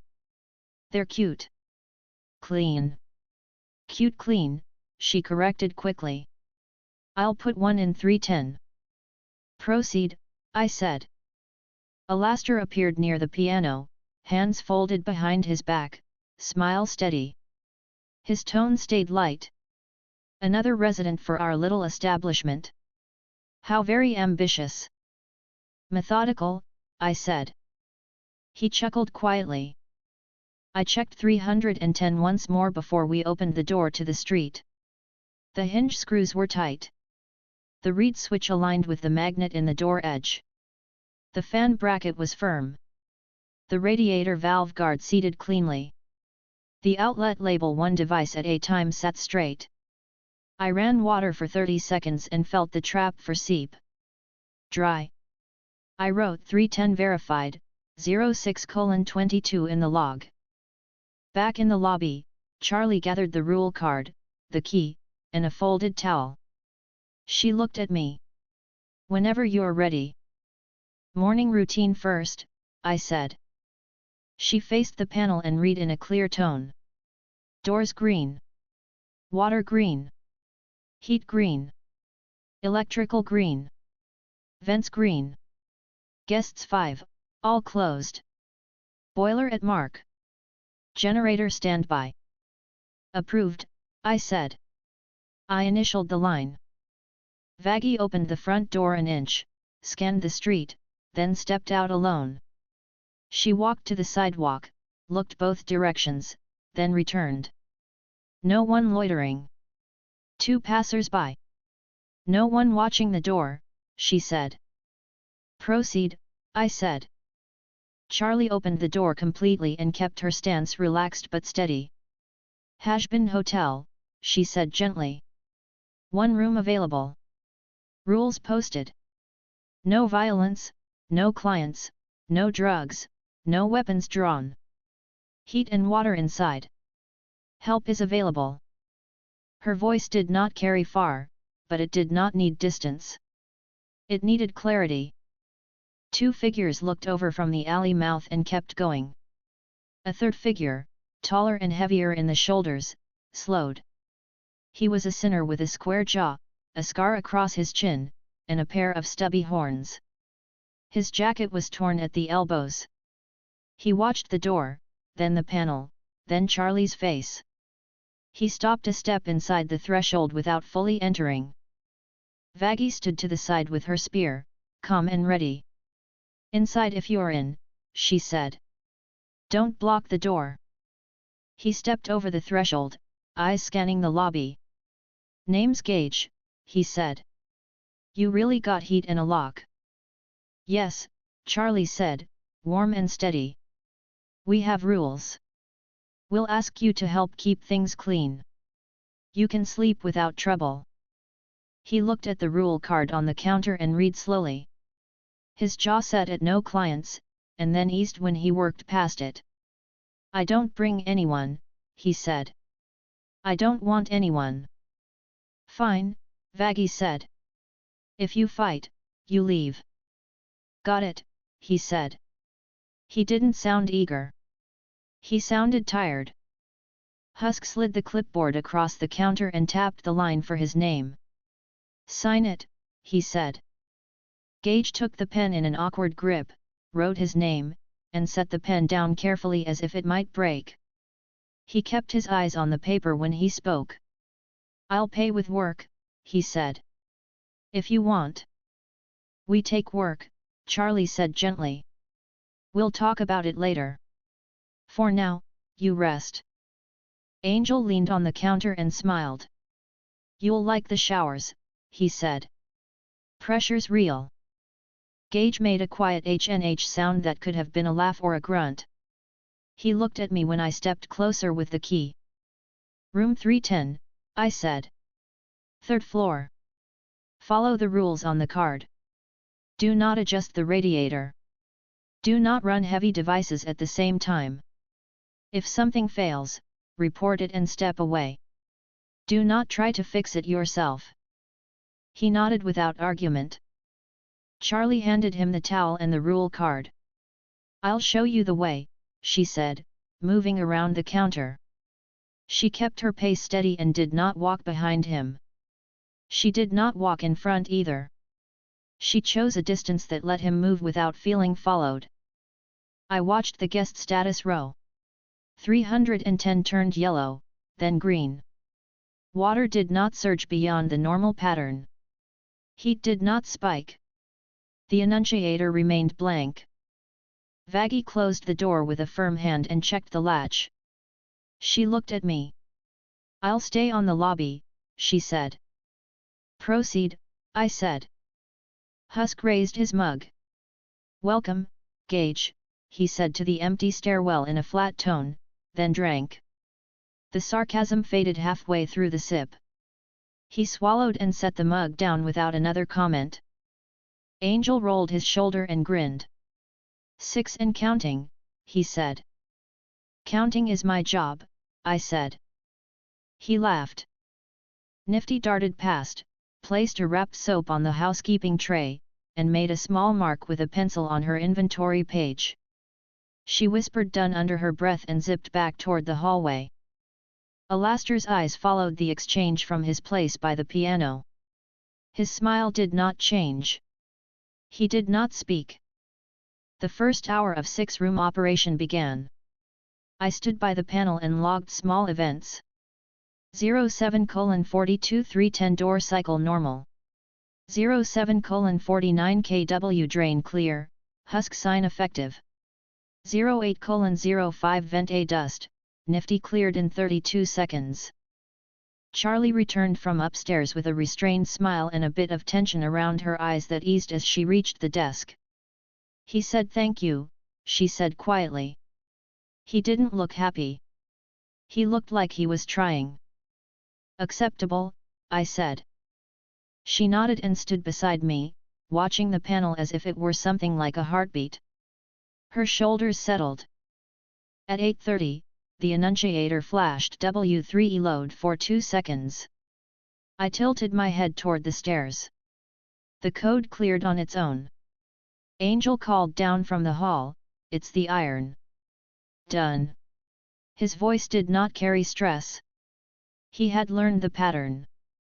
Self-corrected, I said and wrote it down. At 8:45, E2H press flickered for 3 seconds. Vaggie was already stepping toward the stairs when it cleared. Charlie held up her hand to her, small and steady. It's green, she said. Vaggie returned to her position without looking away from the stairwell. At 9, I performed a boiler mark check after the morning cycle change. The needle dropped by less than a quarter mark and returned. The regulator ring held. I wrote the number and underlined it once. Husk looked over my shoulder, nodded, and returned to the bar. At 9:15, I went to the third floor landing and verified the radiator manifold. Pressure steady. Thermistor readings clean. I adjusted the mounting of the vane sensor in the vent above 308 by 2 degrees to better match the airflow at 6 rooms active. I wrote the change in the maintenance book and returned to the lobby. At 9:30, the door roticked DFL open. Vaggie stepped to the door, peered out through the glass, and stared long enough that the figure outside looked away and left. She reset the latch and returned. Door test, she said. Logged, I replied. At 10, Charlie set the timer for the mid-morning routine. She read each column with calm pace. Doors green. Water green. Heat green. Electrical green. Vents green. Guests 6, all closed. Boiler at mark. She wrote the time with a steady hand. I initialed. I turned to the manual and added a simple 6-room expansion note under capacity. 6-room operation. Room added, 310, west, 3rd floor. Verified at 6:22. Monitor for 24 hours. Record all codes, no matter how small. Residence, Angel, 203, Blair, 305, Scrap, 307, Pike, 201, Moss, 308, Gage, 310. Response unchanged. Panel routines at normal times. Charlie read the short section and smiled, pleased by the simple completeness of the list. I like it written like that, she said. Clarity reduces error, I said. She nodded. Yes. At 10:15, Blair came down with her sewing kit and sat on the couch. She did not look at anyone.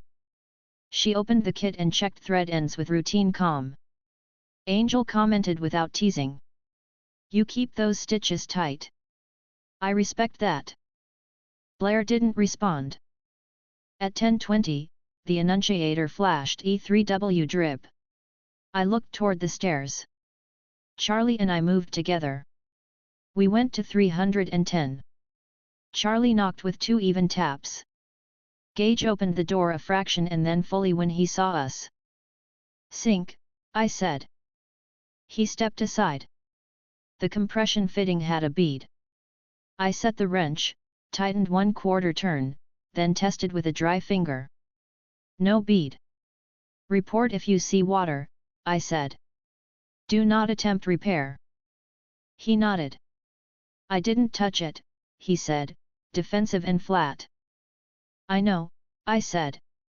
Fitting settled. It is resolved. He looked at Charlie and then at the towel in his hand. He did not speak. We returned to the lobby. 310 compression tightened, I wrote in the log. Clear. At 10:45, KW drain flashed and cleared. Husk did not even look irritated. He wiped his hands and flicked water toward the rag bucket. What did I say about noodles? He said to no one, then to everyone.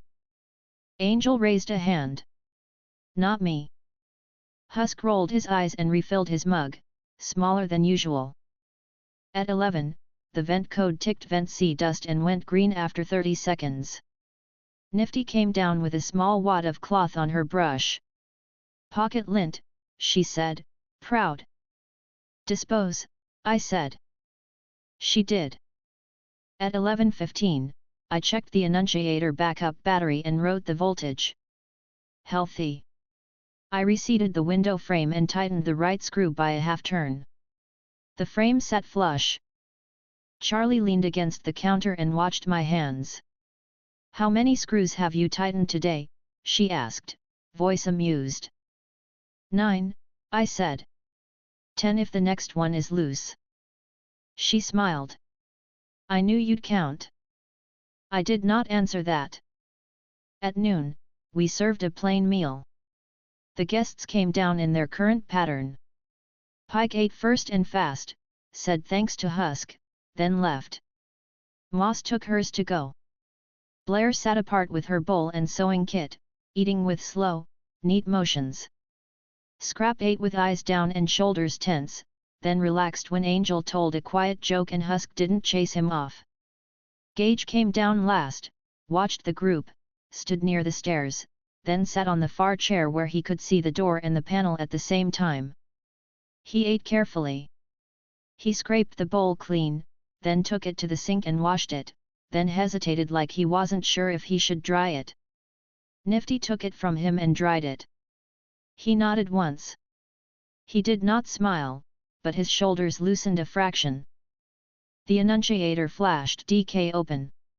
I closed the kitchen door with a firm push and adjusted the strike again. The code cleared and did not return. At 12:30, I ran a controlled load test on the west second floor electrical line to confirm headroom. I turned on the line bank for 3 seconds. W2E load printed. I turned it off. The code cleared. I wrote load margin confirms in the margin. At 12:45, E2H press popped yellow, then cleared. Vaggie watched the panel. Radiator cover adjustment, she asked. Thermistor lag, I said. Threshold within band. She nodded and returned to her position. At 1, I went to the basement and checked the regulator seat again. The ring held. The gauge read is set. I bled the Y strainer for 5 seconds and saw 2 grains of grit in the pan. I wiped the pan and wrote blowdown clear in the manual. I returned upstairs. Charlie, waiting at the desk, smiled at the note. 2 grains, she said. You really wrote that? Detail prevents confusion, I said. She nodded once, pleased. At 1:15, I took 2 plastic guards and installed the last one on the radiator valve in 201. Pike stepped aside without speaking and watched me tighten 2 screws. I showed him the guard. Deliberate turns only, I said. Accidental contact will not move it. He grunted agreement. At 1:30, the door code DFR open flicked. Vaggie checked it and wrote wind shear in the log and did not look annoyed. At 1:45, I changed the dimmer on the lobby sconces to avoid flicker in the corner near the desk. The light cleaned to a steady tone. Husk nodded at the improvement, which was his version of thanks. At 2, mid-shift routine. Charlie read lights, wrote time, smiled. Everything still green, she said happily. Approved, I said. Angel wandered past, adjusted a cuff, then paused and looked at the manual page open on the counter. You wrote Gage's name, he said. Yes, I said. Feels official, he said. It is official, I replied. He smirked and walked on. At 2:15, KW drain appeared and cleared in 6 seconds. Husk did not bother to speak. He just pointed at the bigger sign, then looked satisfied with his work and drank water instead of something else. At 2:30, vent A dust. Nifty sprinted, cleared it, returned, and logged dust corner. She changed the small label at the vent to show a cleaning date. She liked dates. She liked labels. It made her visibly calm. At 2:45, Moss came down and stood near the lobby, hands in her sleeves. Charlie approached her without force. Do you need extra towels? She asked. Moss shook her head. No. Thank you, she said. She glanced at the panel for 1 second and then moved back upstairs. It was brief, but it was something.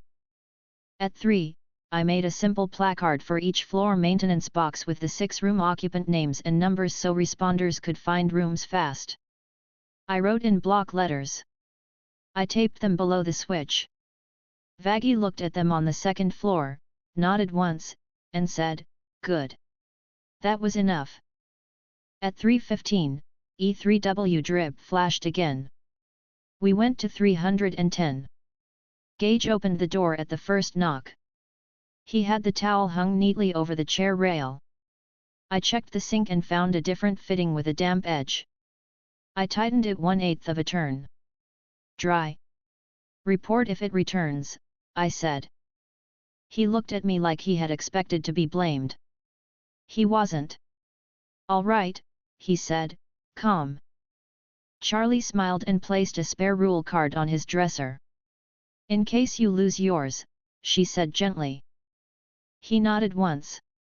She didn't try to make conversation. She left space for him to answer. He didn't, and she didn't push. At 3:30, Blair closed her sewing kit and came to the counter. Thread, she said.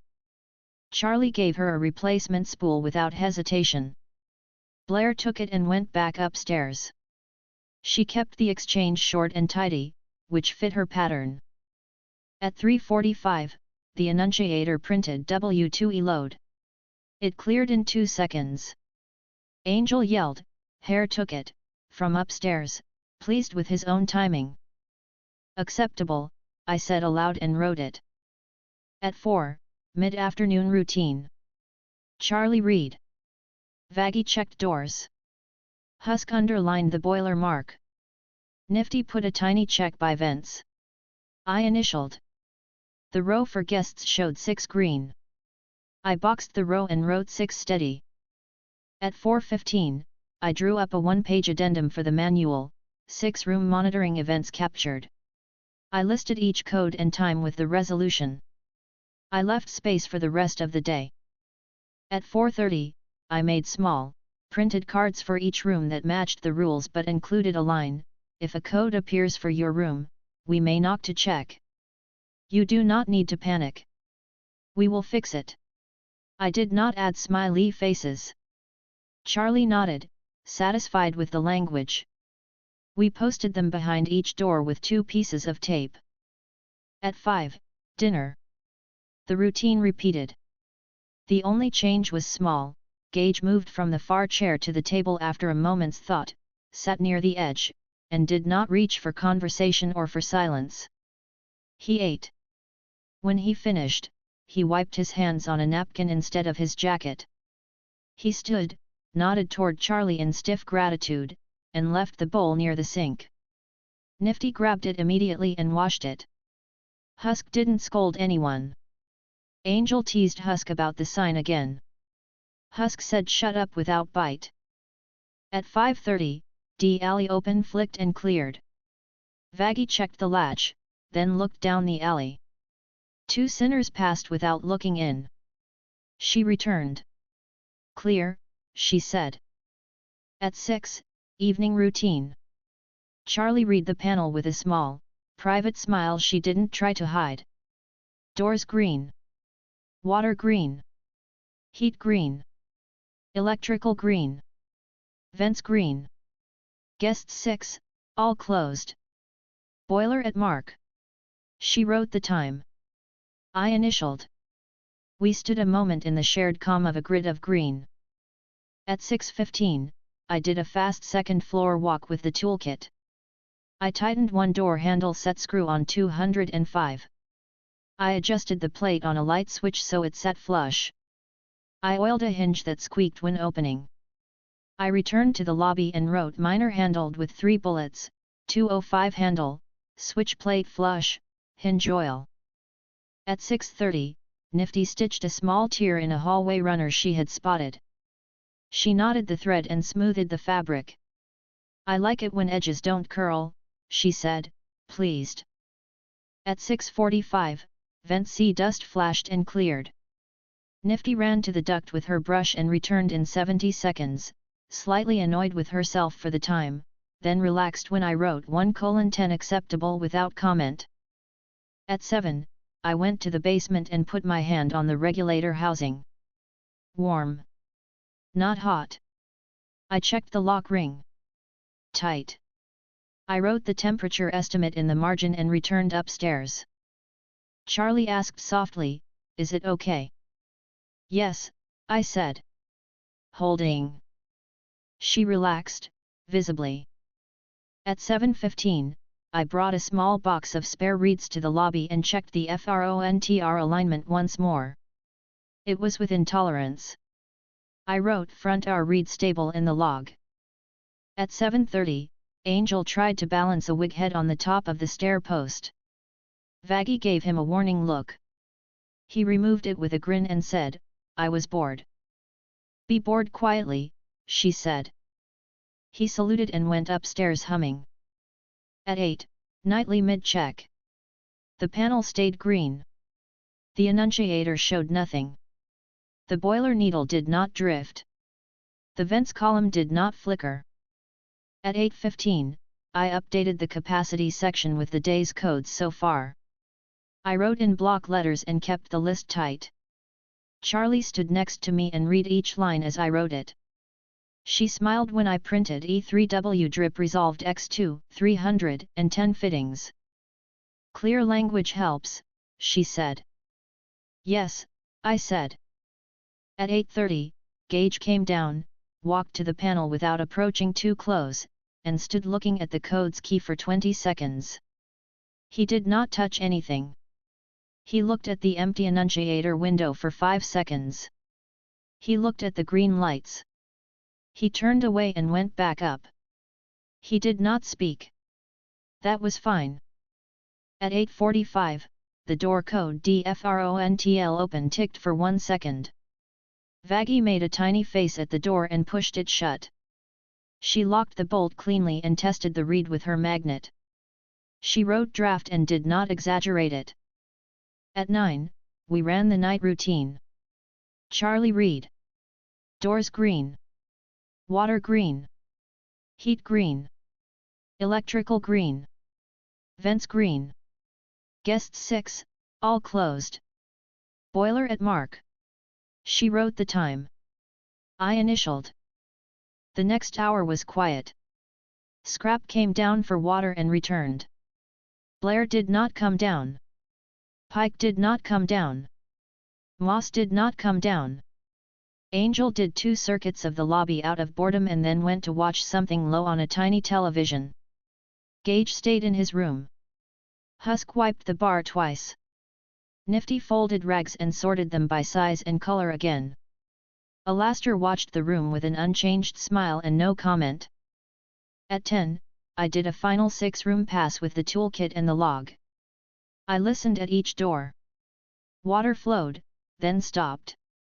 Heaters ticked and held. Vents moved air with even tone. Doors closed with a clean catch. I checked the 3rd floor hallway window latch.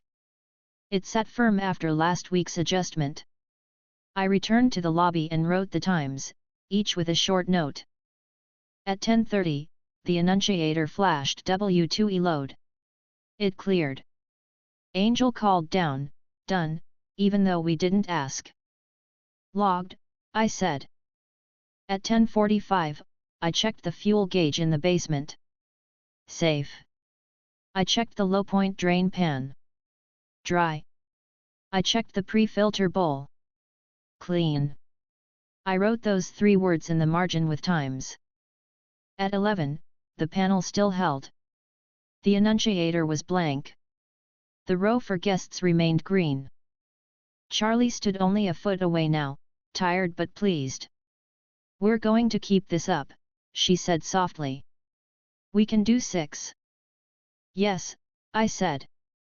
"With the current routing and thresholds, we can hold 6 indefinitely." She nodded and wore the expression she had whenever a number and a feeling matched. She wiped her hands on a clean cloth, set it on the counter, and looked at the panel again. "Thank you," she said quietly. "You are welcome," I said. She left to do a last check of towels in the laundry closet. Vaggie stood with her spear near the door in the same position she took every night. Husk made one last round in the kitchen and turned off a small light and then turned it back on to keep the panel brighter. Nifty hung the cloth at the panel on its hook and patted it once like a good luck habit. Angel yawned on the stairs and mumbled something about tomorrow's hair. Alastair watched with a calm patience that did not press and did not help. I wrote the final entry of the day in the capacity page. 6-room 24-hour observation, partial. Codes, VENTA dust X2, cleared, VENTC dust X2, cleared, kW drain x3, cleared in less than or equal to 10 SEC, W2E load x3, self-corrected, E2H press momentary x2, within band, E3W drip x2, 310 fittings tightened, D front L/right open, drafts, D alley open, door latched. Notes: residents followed rules. No breaches. Valve guards effective. Outlet labels effective. Signage effective.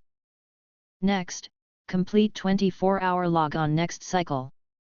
Consider resident chores schedule after stabilization. I closed the manual and set it on the shelf. I looked at the annunciator window for a full 10 seconds. Blank. I looked at the rows of lights. Green. I stood with the pen in my hand and did not move until I was certain it would stay that way for the moment. The hotel did not ask for more from the systems tonight. I did not add more. I let it hold. Chapter 15, Routines and Rotations. I checked the panel before sunrise. Doors, water, heat, electrical, vents green. The annunciator window was blank. The boiler needle sat on the mark. The pre-filter differential matched yesterday's number. I wrote each value in the log and underlined the date. I drew a straight header line in block letters, 24-hour completion. Light-duty chores rotation. Panel link tasks. Charlie came down with her ribbon fixed in a small stack of clean cardstock. She looked at the header and then at the panel. Her shoulders eased. We did the full day, she said happily. It held. Yes, I said. Now we implement the rotation. Low strain. Clear steps. We will attach tasks to the panel checks. She set the stack on the counter and smiled. I made simple cards for chores, she said. Trash collection times. Wipe downs. Laundry room wipes. Stair sweep. Nothing heavy. Acceptable, I said. We will walk the residents through each item and post the cards at the panel and on the second and third floor boxes. Vaggie checked the street and the door latch, then moved to the panel. All green, she said. She read the header. She nodded. Let's make it fast. They don't need speeches. There will be no speeches, I said. Only instructions and demonstrations. Husk set a mug on the bar and took a slow drink. He gave the stack of cards a flat look. You're giving them jobs, he said without surprise. Light duties, I said. No strain. Coordinated with routines. It will keep the building clean and reduce small faults. He lifted a shoulder. Fine. If someone forgets a bag, I'm not chasing them. You will not, I said. The panel routines will anchor timing. Angel dust slid down the banister, landing cleanly. He stretched, then leaned on an elbow against the counter. We're making a chore wheel, he said, amused. Cute. Cards, I said. Not a wheel. He grinned. You say tomato. Nifty zipped up to the desk with a notepad she had decorated with small squares at the corners. Do I get to help with lists? She asked quickly. I can make lists. I like lists. I wrote a list of towels. And a list of rags. And a list of rag sizes. You will help with the posting, I said. And with demonstrations. She beamed. Yes.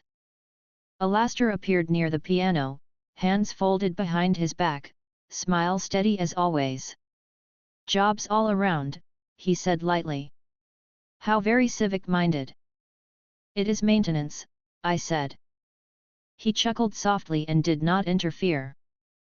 I placed 4 cards on the counter and wrote headings in clean, even letters. Trash rotation, light, panel link, after evening routine. Pick up room bins, 201, 203, 305, 307, 308, 310. Tie bags. Carry to alley bin. Do not leave at base of stairs. Primary, scrap. Secondary, pike. If a door shows yellow while trash is carried, finish bag, set it down, and let staff handle the door. Wipe down rotation, light, panel link, midday between checks. Wipe lobby surfaces, doorknobs, stair rails. Use the spray marked surfaces. Do not soak. Primary, moss. Secondary, blare. If annunciator shows code, stop wiping and clear space for responders. Hall sweep, light, panel link, after morning routine. Sweep second and third floor hallways. Do not move cords or heavy furniture. Primary, pike. Secondary, gauge. If a code appears for your floor, step aside. Laundry room wipe and sort panel link, afternoon before evening routine. Wipe washer tops, sweep corner, stack folded towels on marked shelf. Primary, blare. Secondary, moss. Do not touch panel or valves. I kept the language simple. I drew a small box next to each item with the word initials and left space for day and time. Charlie watched me write, reading each line under her breath. This is clear, she said, pleased. No one can say they didn't know what to do. Correct, I said. We called everyone to the lobby. Angel came willingly. Husk stayed within earshot and pretended not to care. Nifty stood at attention like a small soldier, eyes bright. Vaggie took the spot by the door and watched the street and us at once. Alastair leaned a shoulder against the piano with a polite expression. Blair came down with her sewing kit closed and held under one arm. She stood apart, watching without speaking. Pike descended with his hands in his pockets. Scrap arrived slow, eyes flicking to the floor and back. Moss lingered at the top of the stairs for a breath, then came down and stayed near the wall. Gage came last, posture guarded, chin up, eyes on the panel and the door. Charlie stepped forward. She kept her voice calm and light as she addressed them. We're setting small chores, nothing heavy, she said. They're tied to our panel checks so we keep timing consistent. You won't be doing these during emergencies. We just want to keep things clean and working. I took the first card and held it so they could all see. Trash, I said. Primary, scrap. Secondary, pike. Bags are in the closet near the laundry. After the evening routine each day, empty the room bins. If a code appears while you are carrying a bag, put it down, come back to the lobby, and wait until staff clear the code. Do not go upstairs during a door code. Scrap shifted on his feet. I can do that, he said quietly. He looked toward Charlie and then at me. He seemed relieved to have a simple, defined task. Pike gave a short nod. I'll pick up if he can't, he said. Good, I said. I placed the card in a clear sleeve and taped it to the wall under the panel. I lifted the second card. Wipe down, I said. Primary, moss. Secondary, Blair. You will wipe the lobby surfaces, stair rails, and doorknobs midday. Use the spray that says surfaces. Do not soak. If a code appears, step away. Do not try to help with the panel. Moss looked at the card long. Okay, she said, voice soft. I can do that. She pulled her sleeves back to reveal clean hands. Her fingers were careful. Blair's eyes remained closed for a second, then opened. She nodded once. Fine. I placed the card beneath the first and smoothed the tape. I raised the third card. Hall sweep, I said. Primary, pike. Secondary, gauge. After the morning routine, sweep the second and third floor halls. Do not move cords or heavy items. If the enunciator shows a code for a floor you're on, stop. Move aside. Staff will handle it. Pike nodded. Yes, he said. Gage looked toward the stairs, then back to the card. All right, he said flatly, without attitude. He did not push back. I posted the card. I lifted the fourth card. Laundry room wipe and sort, I said. Primary, Blair. Secondary, Moss. Wipe the tops of the machines. Sweep the corner. Stack folded towels on the marked shelf. Do not touch the valves or the panel. If a code appears while you are inside, step into the hall and wait for instruction. Blair took the card from my hand and read it herself, lips moving without sound. She replaced it and stepped back with her kit tucked under her arm. Fine, she said again. Moss did not speak. She nodded. I added a simple general card. General. No one opens maintenance panels. No one adjusts valves. No one runs two heavy devices on the same outlet. If you see water on the floor, call out and stand back. If you are unsure, ask. Charlie laid out a pen on a string in a simple grid sheet with the heading Chores Log Daily and wrote each assignment next to a blank line. She placed it under the panel. You'll initial when done, she said gently. You don't have to do extra. Just what's written. We'll help if you need help. Pike nodded again. Scrap looked relieved by the structure. Moss kept her face still and her voice quiet. I'll do the mid-wipe, she said. Blair said nothing further but looked at the laundry line with focus. Gage glanced at the hall sweep card and kept his face neutral. His chest eased a little. Morning routine, I said. Then we begin. Charlie read the panel in a voice that stayed calm. Doors green. Water green. Heat green. Electrical green. Vents green. Guests 6, all closed. Boiler at mark. She wrote the time and signed. I initialed. Hall sweep, I said, looking at Pike and Gage. Proceed. They took brooms from the closet. Pike started on the second floor without needing help. His movements were slow and regular. He kept the broom head low and steady. He did not bang it. He did not rush. He worked clean. Gage went to the third floor. His steps were a little stiff but careful. He moved the broom through corners and small arcs, picking dust without kicking it into the vents. Nifty followed behind them with a small dustpan and a rag, picking up what they pulled out.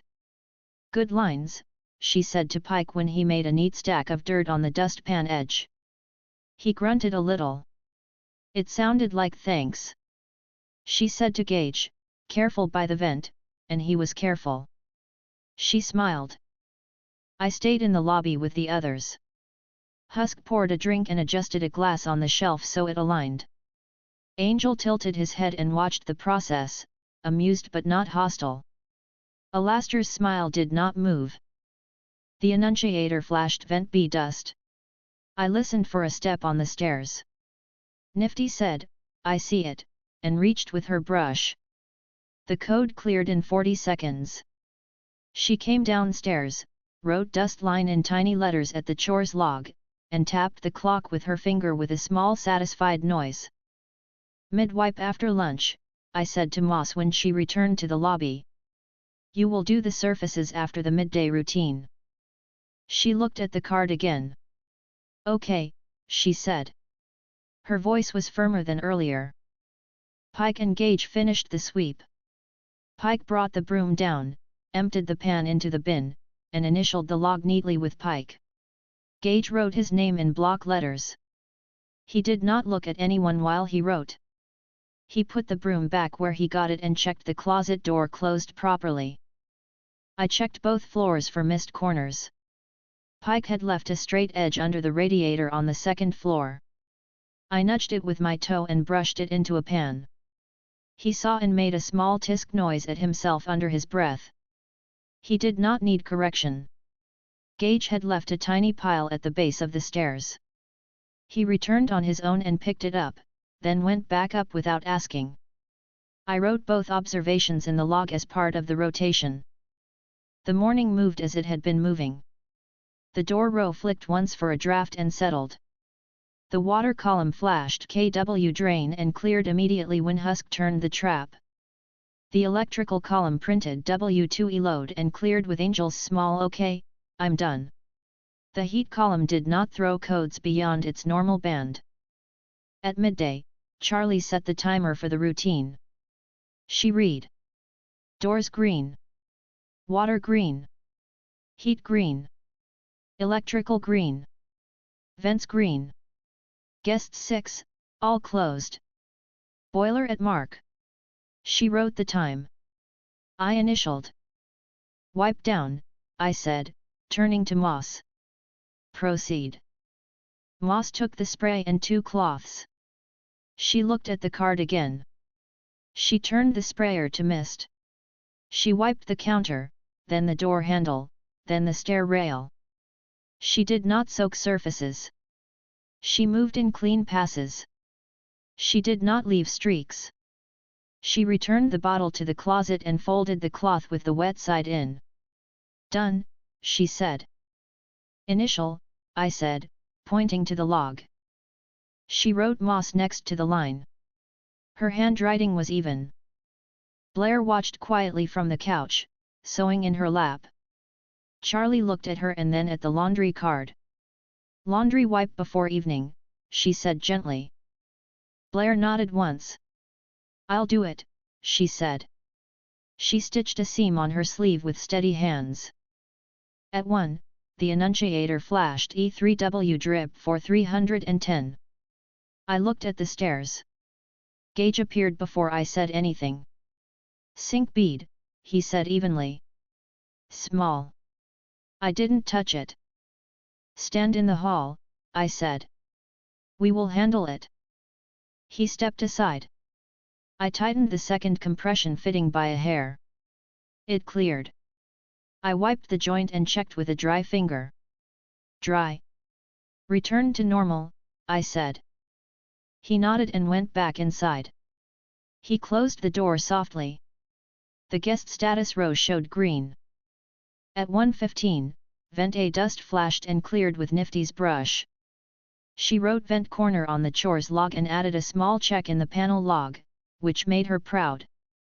At 1:30, I checked the basement again and adjusted the regulator by a fraction to account for the midday usage shift. The mark stayed solid. I wrote midday adjust and the value.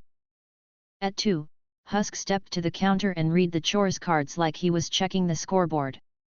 He did not mock them. He tapped the trash rotation card once. After evening routine, he said. Scrap.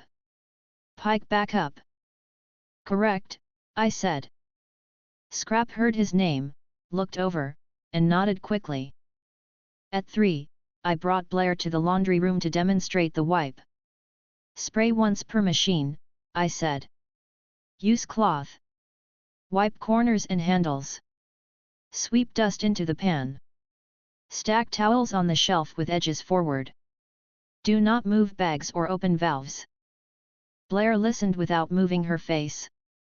She took the spray and started on the first machine. Her passes were straight. She wiped consistent lines. I did not need to intervene.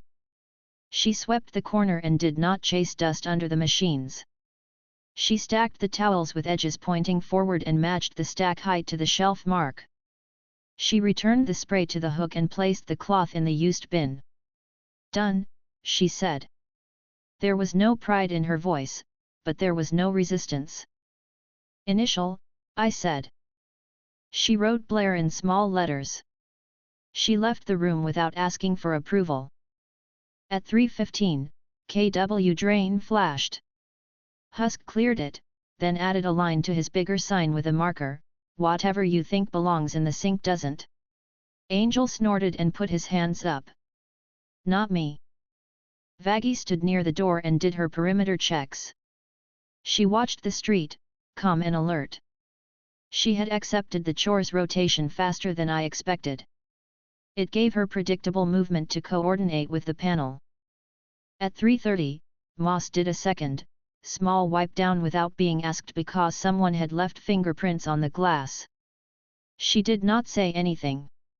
She just did it.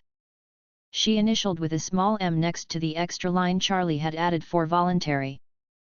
At 4, we did the mid-shift routine. Charlie read. Doors green. Water green. Heat green. Electrical green. Vents green. Guests 6, all closed. Boiler at mark. She wrote the time. I initialed.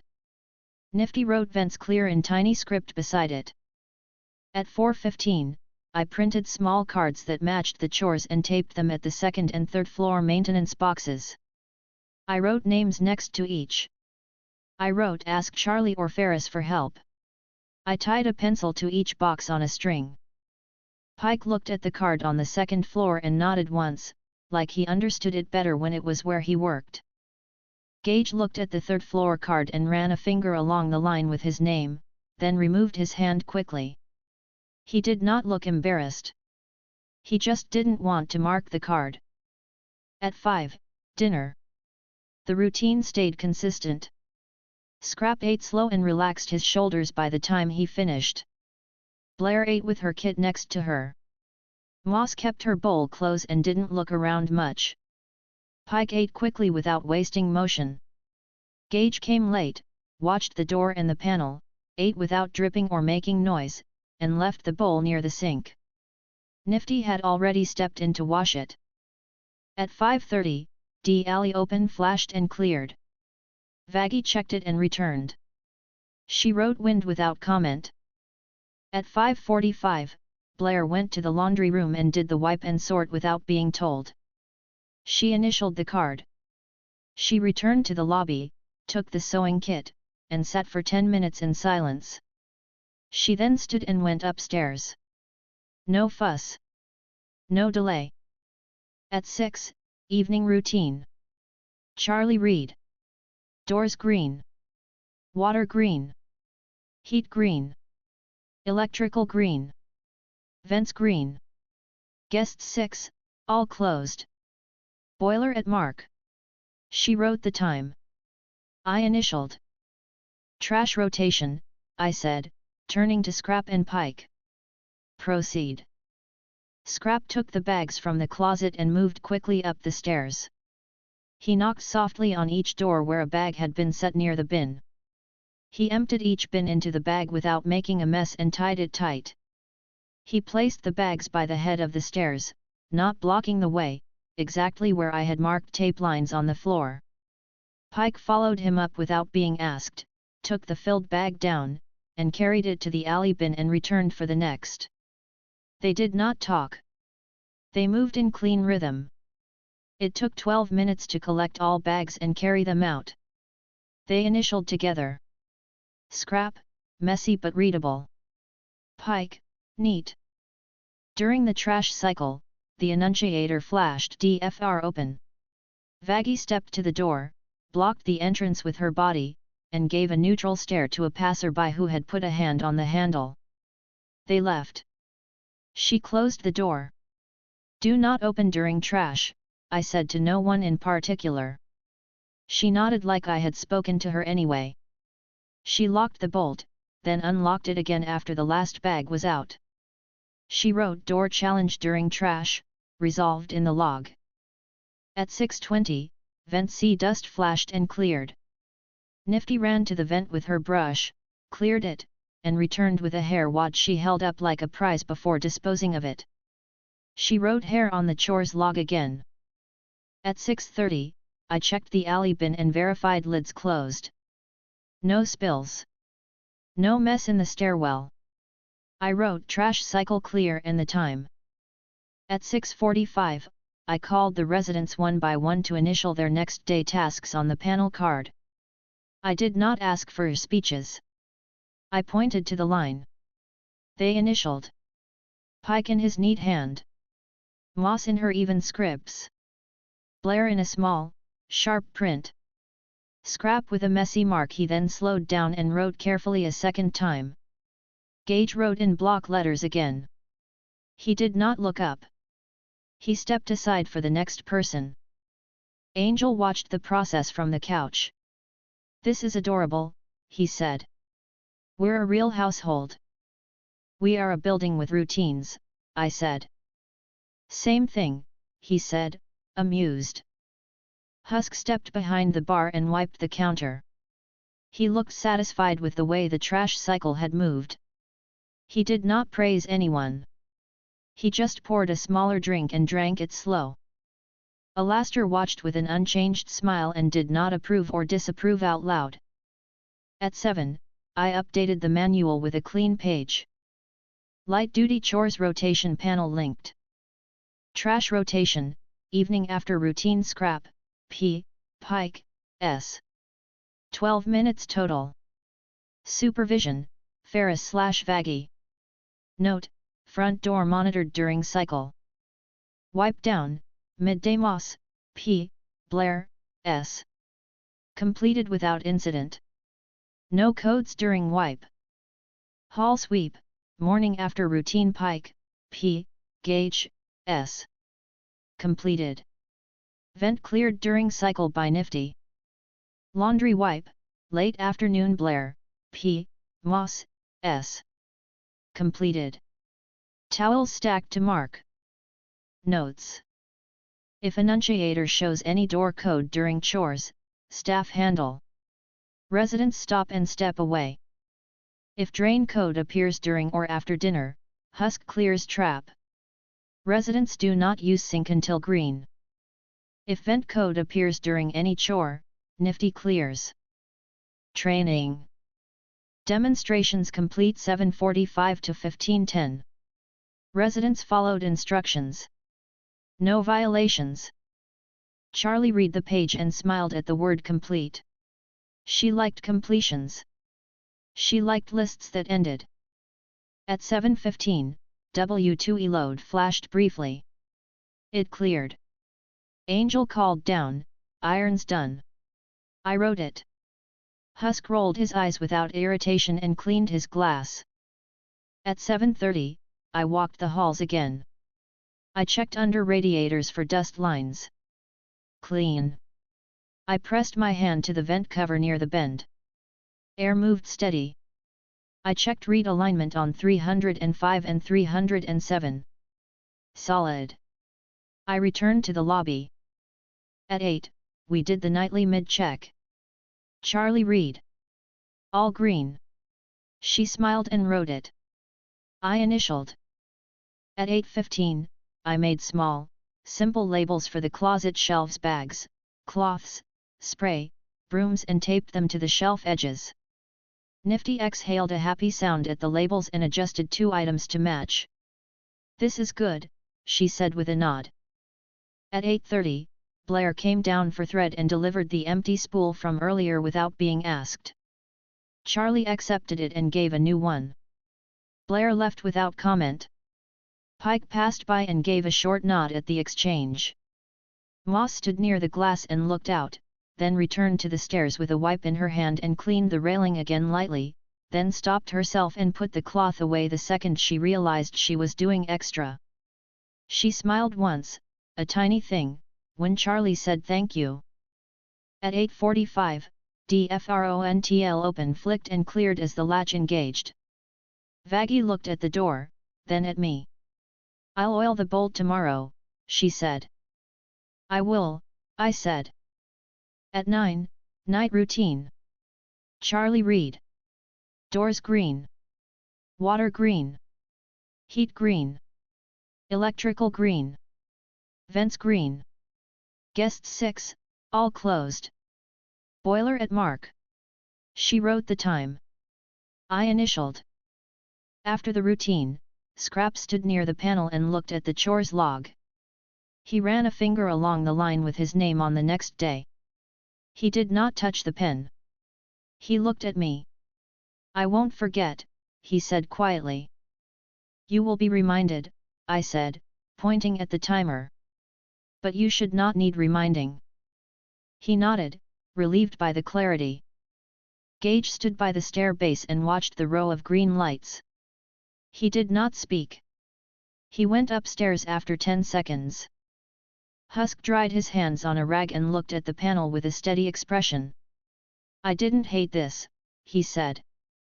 Good, I said. Angel laughed softly. High praise. Nifty straightened the cards on the wall and patted the tape to make sure it held. She wiped the annunciator window with the cloth and hung it again, one small pat on top.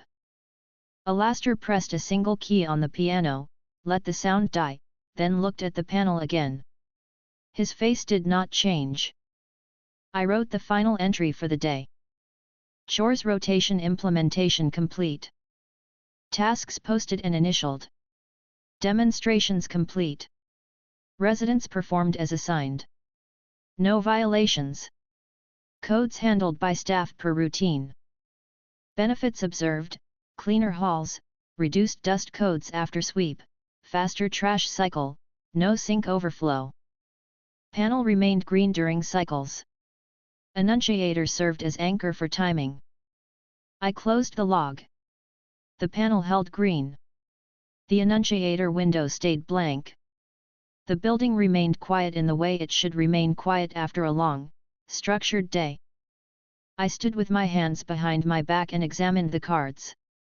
Tape edges tight. Letters clear. Names legible. The timer buzzed once for the last check. Charlie silenced it with a quick press and looked at me with open satisfaction she did not hide. Good work, she said softly. Routine is holding, I said. She nodded and rested her fingertips on the counter in a small, content touch. She pulled them back and put the pen exactly on its string again. The hotel did not require more from the system. I stayed near the panel to watch a minute longer anyway. Then I walked the perimeter once, checked the alley bin lid, checked the front latch, wrote one small note for oiling tomorrow, and returned. The grid of green did not change. Chapter 16, Split and Balance. I checked the panel 2 hours before sunrise. Doors, water, heat, electrical, vents green. The annunciator window was blank. The boiler needle sat on the mark. I wrote each number in the log and drew today's header in block letters, subpanel construction. Heavy load split. Nuisance code reduction. Charlie came down with her ribbon tied tight and a folder under her arm. She glanced at the header and then at the panel. Her expression turned warm and focused. We're doing the subpanel today, she said happily. Do you need anything printed? Yes, I said. I will need new labels for outlets transferred to the subpanel. I will also need a clean, large map of the basement board with a space for the new subpanel layout. We will mark breaker numbers and destinations.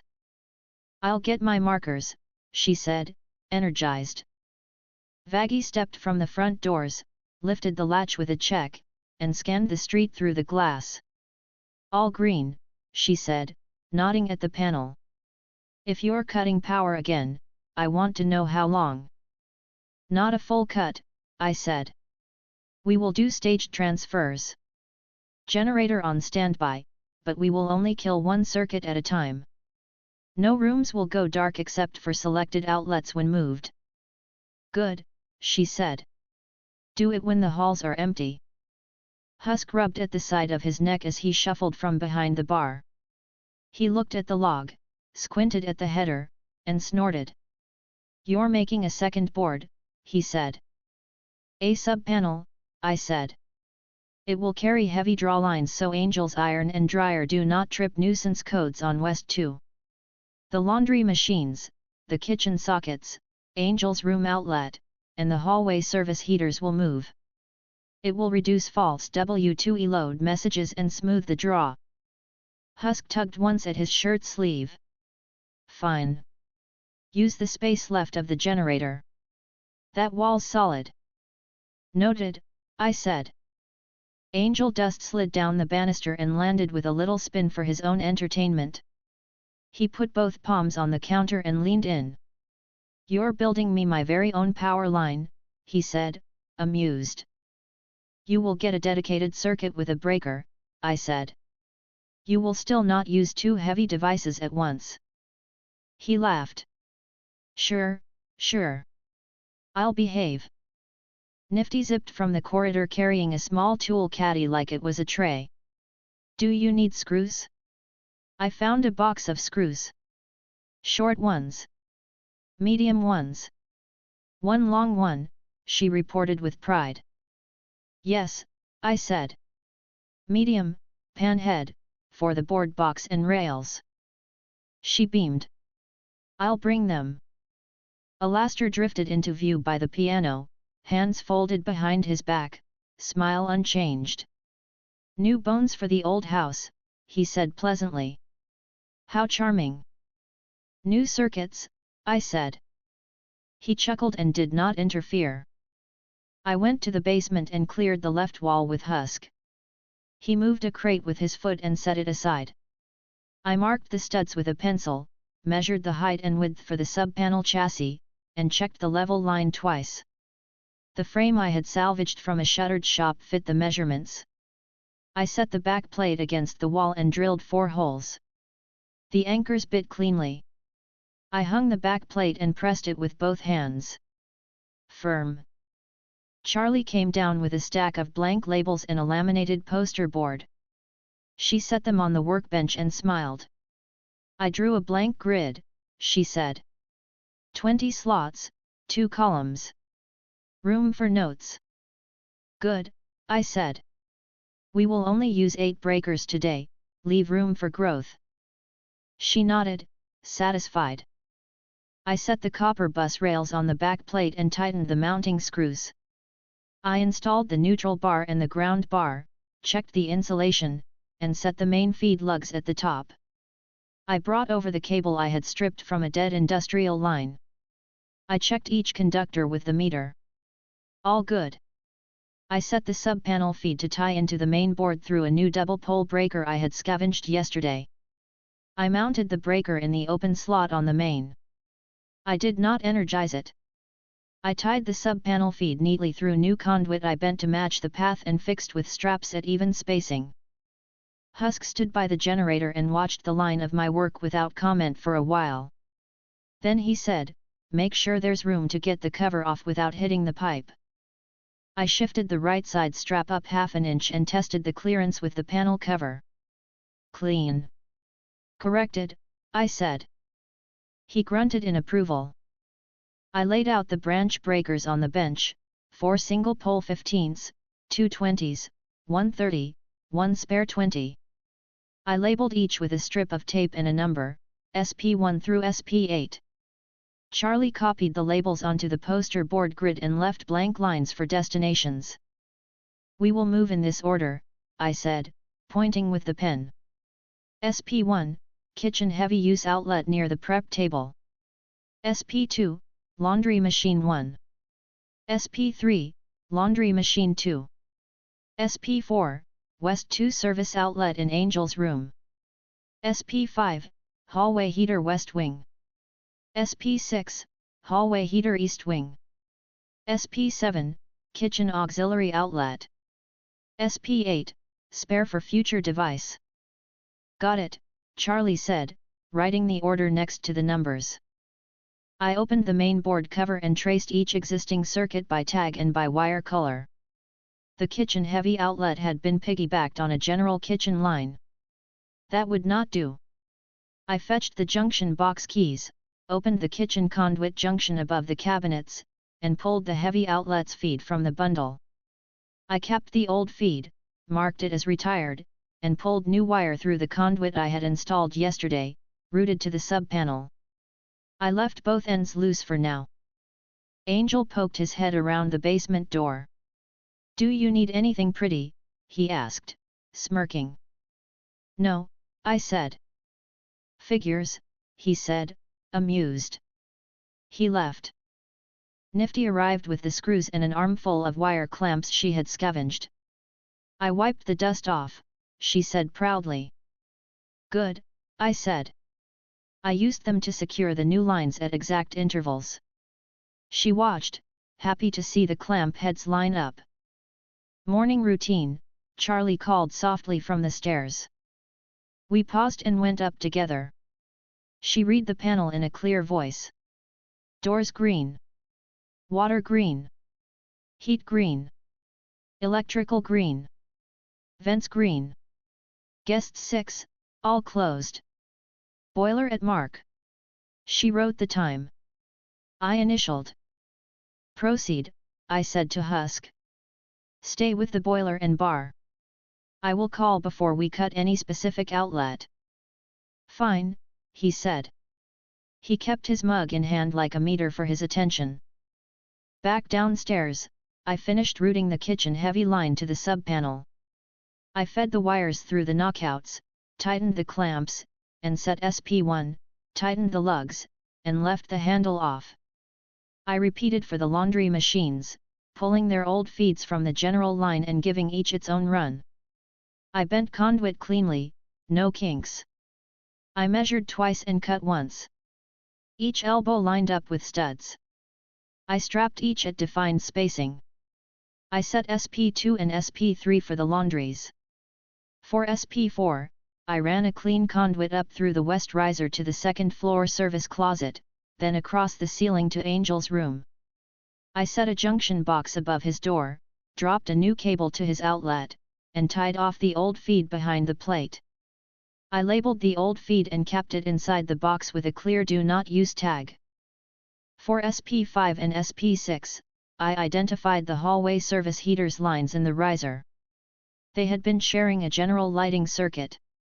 I pulled them off, rerouted to the sub-panel, and labeled the old feed as redundant.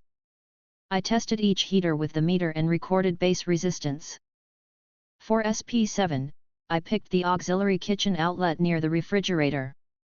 It had thrown one nuisance code last week. It would join SP1's path but on its own breaker to keep failures isolated. By late morning, the sub-panel had 7 branch breakers mounted with their lines in place, each neatly bent into the rails with no crowding. I tightened every lug twice, then checked torque with my hand until each had the same bite. Charlie came down with the laminated map labeled in even letters. I wrote each breaker name and destination, she said. I left space for the amp ratings. Good, I said. I wrote 15A next to SP1, SP4, SP5, SP6, and SP7, 20A next to SP2 and SP3, and left SP8 blank. I added 60A feed at the top. I tied the map to the wall next to the sub-panel with twine. Transfer procedure, I said. I flipped open the manual and wrote a new page on clean paper in block letters. Sub-panel transfer stepwise. Generator in standby. Confirm panel green. Annunciator blank. Identify circuit to move. Confirm room clear. Kill old branch at main board. Tag off transfer. Verify dead at outlet with tester. Disconnect old line at junction. Cap and tag retired. Terminate new run at sub-panel breaker. Do not energize. Energize sub-panel main feed. Confirm voltage. Turn on sub-panel breaker for moved circuit. Test outlet or device. Confirm annunciator remains blank. Update labels at outlet and panel map. Log time and initials. I held the page so Charlie could read it. She smiled. This makes it easy, she said. I'll read it while you work and write the times. Proceed, I said.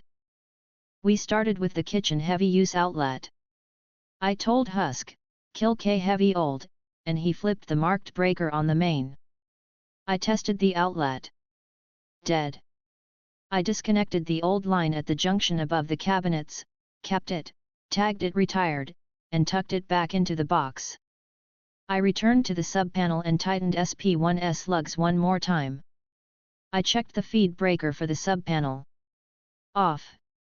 I set it to on. The sub-panel came alive, neutral bar steady. I flipped SP1 on. The outlet tested hot at proper voltage. No sag. Charlie watched the annunciator window. Blank. Good, I said. Label. She wrote K-heavy SP1 on a label and stuck it under the outlet cover plate.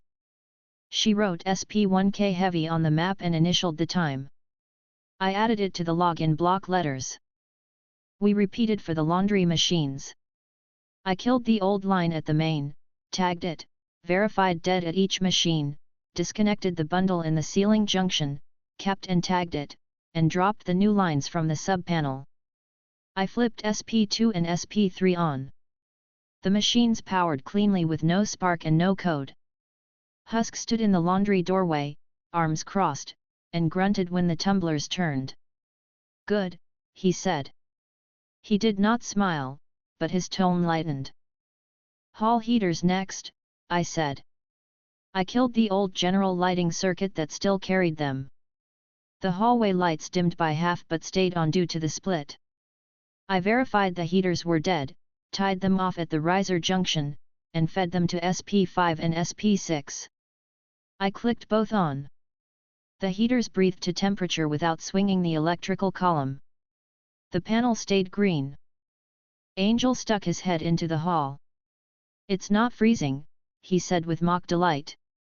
We love that. Angel's room, I said. He perked up. Kill W2 old feed to 203, I told Husk over the stairwell. He hit the marked breaker. I tested Angel's outlet. Dead. I moved the faceplate aside, pulled the old feed off, capped it in the junction above the door, and tied in the new line I dropped. I tightened the screws, reseated the plate, and set SP4 on. The outlet tested hot at target voltage. Angel lifted his iron by the cord and looked at me for permission. Test it, I said. He plugged it in. The annunciator printed nothing. Husk watched the electrical column from the lobby without moving. No code. Angel smiled like he'd won a small game. You're my favorite electrician, he said. Do not run iron and dryer at the same time, I said. He said, still smiling. We moved to SP7 for the kitchen auxiliary. Same sequence. Dead at old feed, tag, cap, new run, breaker on, test, label. The refrigerator hummed at a steady draw. Husk watched the panel and nodded. Cleaner, he said. The annunciator stayed blank outside of my test flashes. The electrical column on the panel did not throw W2E load once during the transfers. We stopped to run the midday routine. Charlie read in her calm tone. Doors green. Water green. Heat green. Electrical green. Vents green. Guests 6, all closed. Boiler at mark. She wrote the time. I initialed. Subpanel second phase, I said. I took Charlie to the desk and handed her a short stack of outlet labels I had pre-printed. Place subpanel circuit C map under each moved outlet, I said. Add the breaker number on the right. I'll do it now, she said. She moved through the kitchen methodically, tapping each label down with her thumb and smoothing the edges. She adjusted one that sat a fraction off-center until it lined up with the faceplate. She smiled at the neat look. In the laundry, she placed labels on the machine outlets near the floor. She crouched in a way that kept her skirt off the ground, fixed the tape evenly, and rose without wobble. In Angel's room, she stuck a label under the plate and pressed it firmly until the corners held. He watched like it was a solemn ritual, amused. Back in the basement, I closed the subpanel cover and turned the latches to seat it. I checked the feed breaker for heat. Barely warm. Good. I tied the new map to the inside of the cover as well as the wall so it would not be lost. Charlie brought down a clean copy of the map for the manual and tucked it into a sleeve. She made a second small copy and pinned it on a corkboard near the basement stairs where Husk could see it without opening anything. Annunciator integration, I said. I opened the panel above the desk and wired 2 new lines from the sub-panel feed to the annunciator logic so it could identify SP load codes distinct from W2E load or KE load. I added a small code key at the panel. New codes. SP1K heavy kitchen heavy outlet. SP2